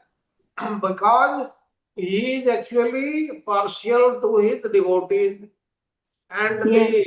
the Pandavas, they are his greatest devotees. Bhakta Vatsal. Bhaktavatsal. That is the only thing. That's why he was partial. Yes, Prabhuji. Prabhuji, on that case, what I understand. Even though he said Samoham Sarvabhutesu, I am equal to everybody, he is actually not equal to everybody. We cannot say that he is telling an untruth. Yeah, that case Mataji raised case, right? So my understanding is Prabhuji, Yudhishthira Maharaj hesitated for a moment to say, hesitate. And for that hesitation, he was shown the hell. So that's what I understand. He did that, but even there should not be hesitant. Whatever Lord says. Otherwise, also for a devotee, he forgives without any reason. Once in a while he commits any mistake, he forgives. That is also there. Everything is given in Bhagavad Gita. Ambarish महाराज ने दुर्वासा मुनि को माफ कर दिया था because of his offence. प्रभु जी मगर फिर भी युधिष्ठिर महाराज का जो रथ हवा में चलता था, 5 उंगली हवा में चलता था उनका, मगर ये बोलने से वो जमीन पे आ गया था, ऐसा हमने पढ़ा था। Yes. क्योंकि वो कभी भी लाइफ में नहीं बोले थे असत्य। Yes. Prabhuji, what is interesting is in order to achieve the highest goal, you have to go completely rid of material desires. And once you have achieved the highest goal, there are no material desires left. So ultimately, the root cause is material desire only. Yes. you talk of desires, it is very difficult to get rid of the desires. What to talk of material desire, any desire, it is so difficult. That's why what a devotee does, he desires things in relation to the Supreme Lord. Then that is permitted. Otherwise, anything requiring for Spiritual yourself, desire. So I can spiritual also desire. give an example of flowers. For example, a flower can be offered in many ways. So if a person offers a flower,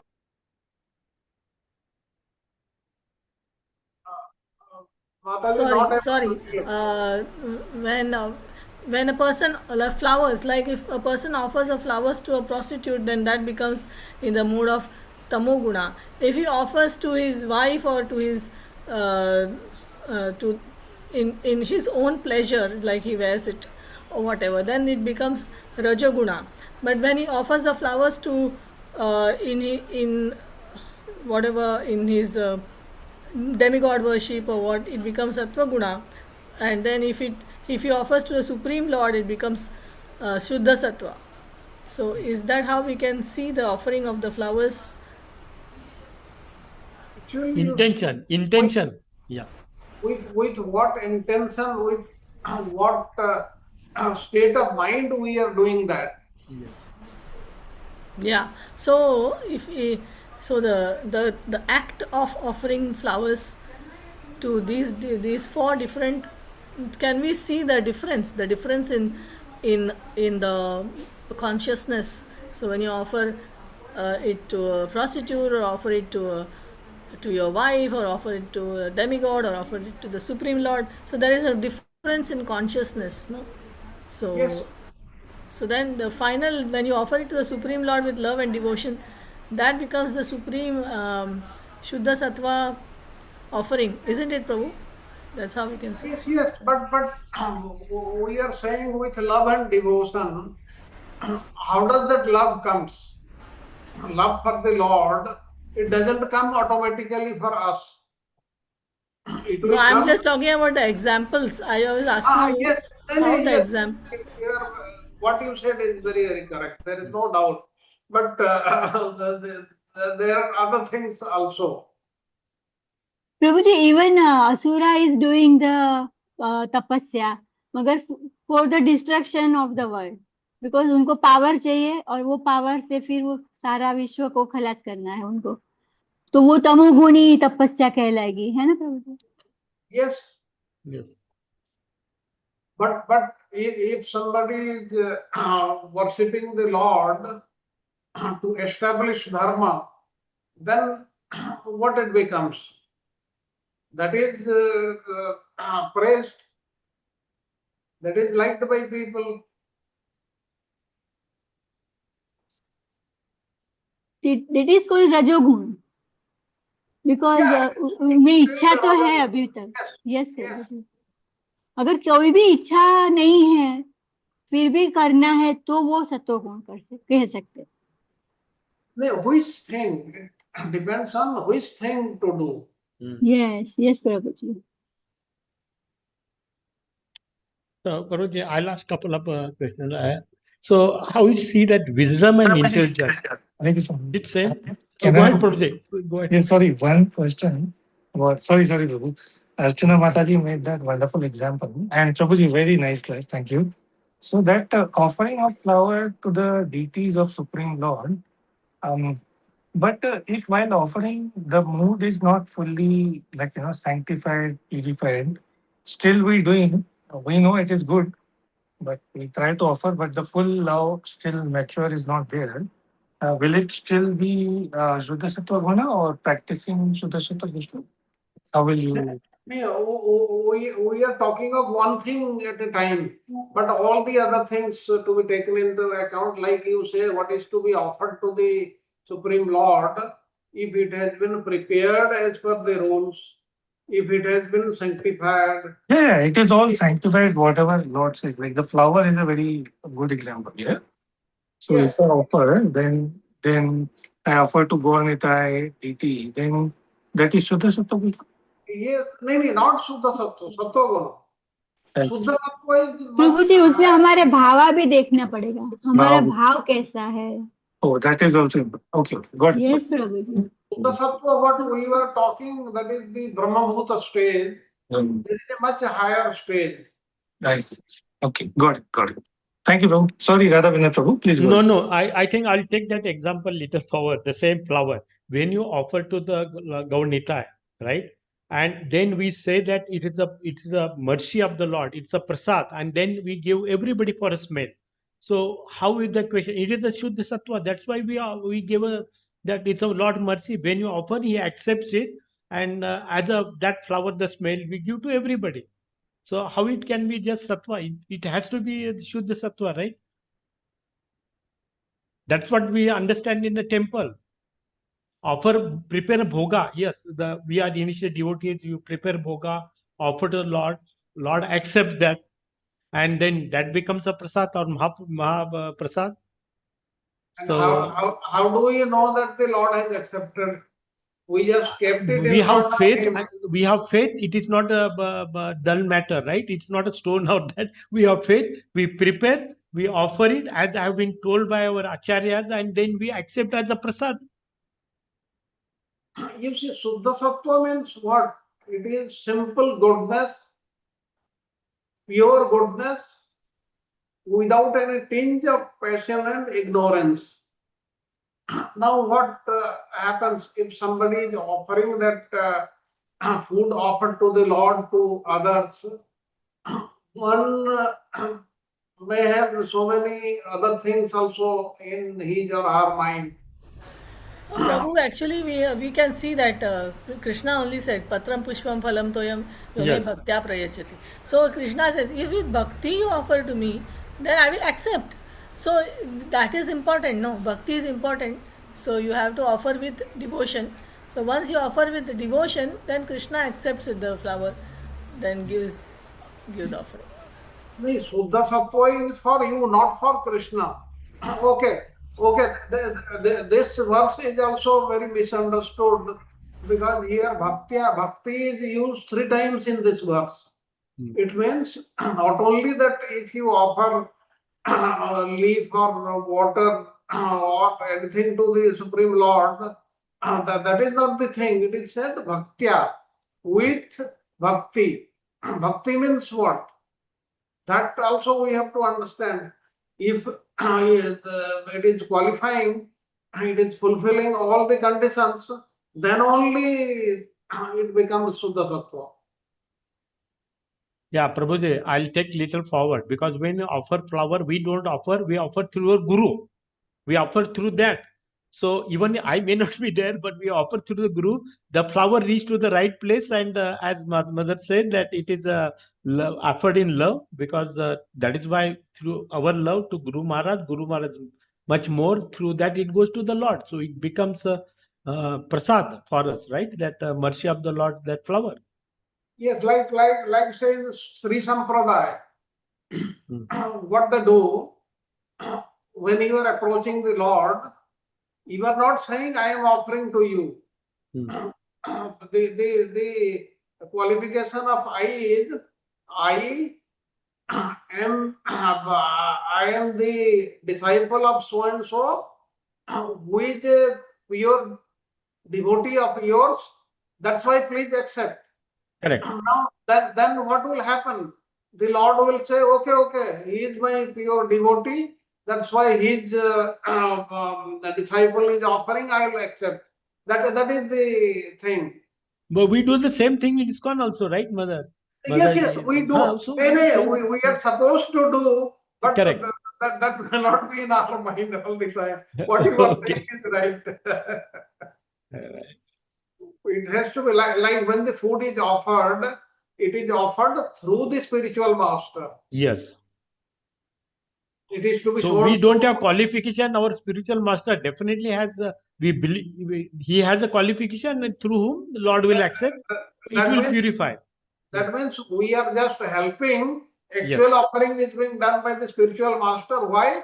Because he is a pure devotee of the God, of the Lord, and if he offers, the Lord will accept. If I offer, he may not accept. Yes, Prabhuji. That's correct. That is the thing. And Prabhu, there is a two way to understand. The one bhoga is called जब प्रसाद होता है उच्चिष्ट, और second one is होता है अवशेष. अगर जब भी भगवान ने एक्सेप्ट नहीं किया है तो वो अवशेष होता है, और भगवान ने एक्सेप्ट किया है तो वो उच्चिष्ट है. तो वो कैसे मालूम पड़ेगा कि अगर हम जब भी प्रसाद ग्रहण करते हैं सब, और हमें भगवान की ऐसे एक अनुभूति, मतलब आनंद आता है कि वाह वाह, भगवान का ये प्रसाद बहुत ही डिलाइट है, बहुत ही डिवाइन लग रहा है. वो ऐसे कुछ भी फीलिंग आती है जब हम प्रसाद ग्रहण करते हैं. मगर अगर हम प्रसाद में कुछ कुछ खामी निकाल लेते हैं, कुछ ऐसा बोल देते हैं कि ये बराबर नहीं है, ये है, तो वो अवशेष माना जाता है. और वो हम भगवान को एकदम याद करके खाते तो उसको उच्चिष्ट माना जाता है. Okay, I'll give you one example. If you would have gone to Jagannath Puri, you will see there are so many people, they carry those pots for offering to the Lord. Yeah. At that time, in front of you only, you stand there just at a distance, you will not feel anything. But once that is offered to the Lord, you will realize that the whole atmosphere, not only the surrounding of that pot, but the whole atmosphere is filled with aroma of all what has been offered to the Lord. That means it has been offered and the Lord has accepted. And there are other proofs also, if he has accepted or not. How? Because when the priest, he does achamana, takes water in his hand, that time he sees the Lord in him. If it is not, then the complete prasad which has been prepared, that is destroyed, and the fresh one is prepared. That is what is the process here in Jagannath Puri. So it is there, but when we offer at home, we do not know, because what do we know? We do not know anything. We know a little thing, and with that, we just utter a few words and offer to the Supreme Lord and request him to accept it, as he has been accepting for Sudama or Sabari. So that is the difference. In temple it is different, at home it is different. Yeah. Prabhuji, since we are talking about prasad, I have one question because it's hanging there. When in Jagannath Puri, I understand when, before Rath Yatra, those days, I understand those, there are, it's not done by Pandit, it's done by some people. They cook and they offer the plate and they have prasad along with him. That's what I heard. Those 10 days or how many days are there, right? Before the Rath Yatra, the Snan and those, right? At that time, Bhilla or somebody, these are the people they offer the bhoga to Lord Jagannath. Yeah, that system is a little different. And during Anavasara time, the anna is not, anna means the rice and all these things, they are not offered. There are separate things which are offered. Okay.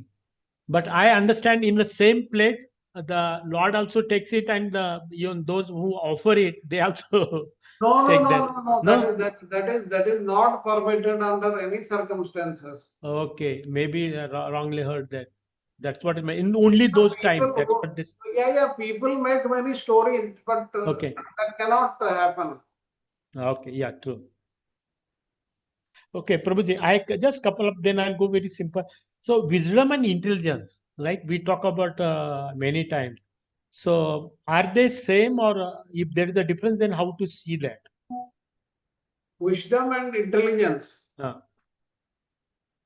Wisdom and intelligence, they are different. They are different. Okay.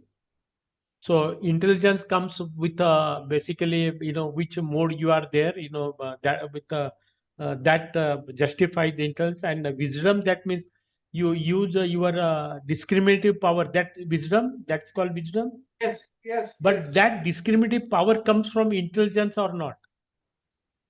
How we discriminate? If somebody is in Tamoguna, his intelligence is settled in Tamoguna. Discriminative power comes from the Lord only.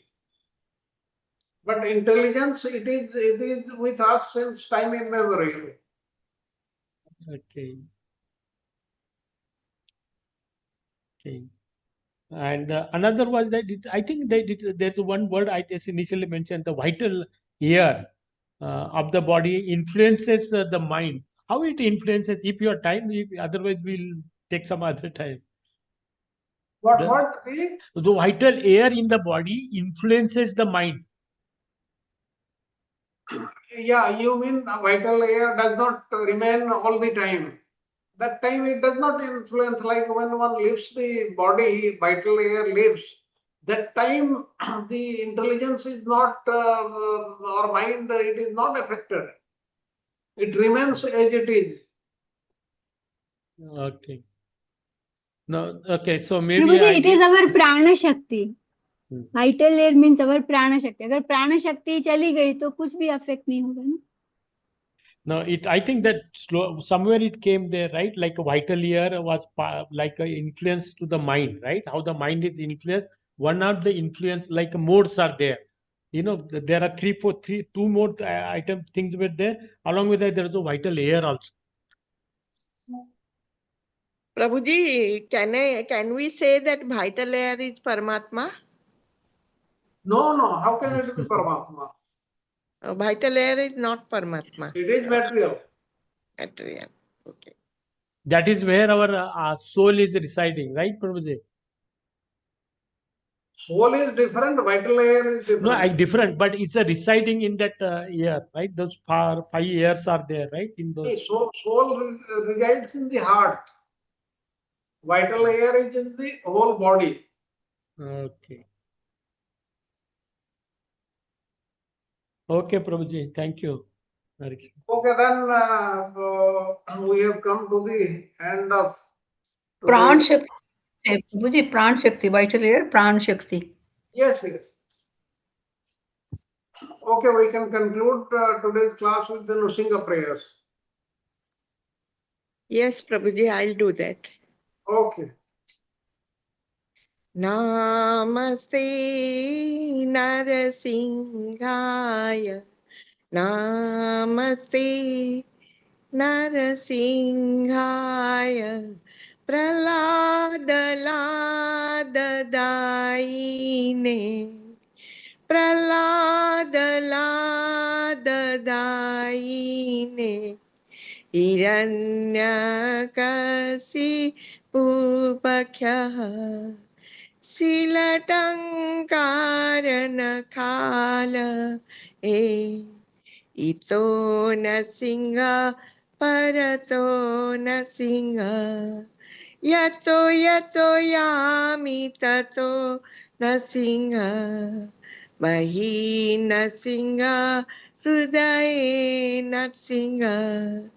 Narasinga madi saranam prapatye. Sabakara kamala bhare. Nakam adbhuta sringam. Dalita hiranyakasipu tanubhrungam. Kesavadruta narahari rupa. Jaya Jagadisa Hari. Jaya Jagadisa Hari. Jaya Jagadisa Hari. Jaya Narsingadev. Jaya Narsingadev. Narsingadev Jaya Narsingadev. Jaya Prahlad Maharaj, Jaya Prahlad Maharaj. Prahlad Maharaj, Jaya Prahlad Maharaj. Jaya Jaya Prabhupada, Prabhupada, Prabhupada. Jaya Jaya Gurudev, Gurudev, Jaya Gurudev. जय श्री लक्ष्मण सिंह भगवान की जय. जय श्री प्रहलाद महाराज की जय. Yes, all devotees ki jai. Mancha kalpatarubhyascha, कृपा सिंधुभ्यश्च पतितानां पावनेभ्यो वैष्णवेभ्यो नमो नमः. श्री भागवतम की जय. हरे कृष्णा कृष्ण कृष्ण हरे हरे, हरे राम राम राम हरे हरे. चारू प्रभु जी की जय, शरद प्रभु जी की जय. हरे Krishna. Hare Thank you, Prabhuji, Krishna. for Thank you, so Mataji. Thank you, wonderful. Wonderful. Prabhuji. Hare Thank you, Krishna. Prabhuji. Thank you, Wonderful Prabhuji. Thank translation. you. Dandavat pranam to Hare all Krishna. Dandavat devotees. pranam. Dandavat pranam. Dandavat pranam. Then we meet tomorrow for the Govindavasya class. Govindavasya, I think recap is being I'm given by doing. Yatra Mataji, Yes, yes. I'm doing. and I'll be taking the class. Okay, Okay. Prabhuji. Hare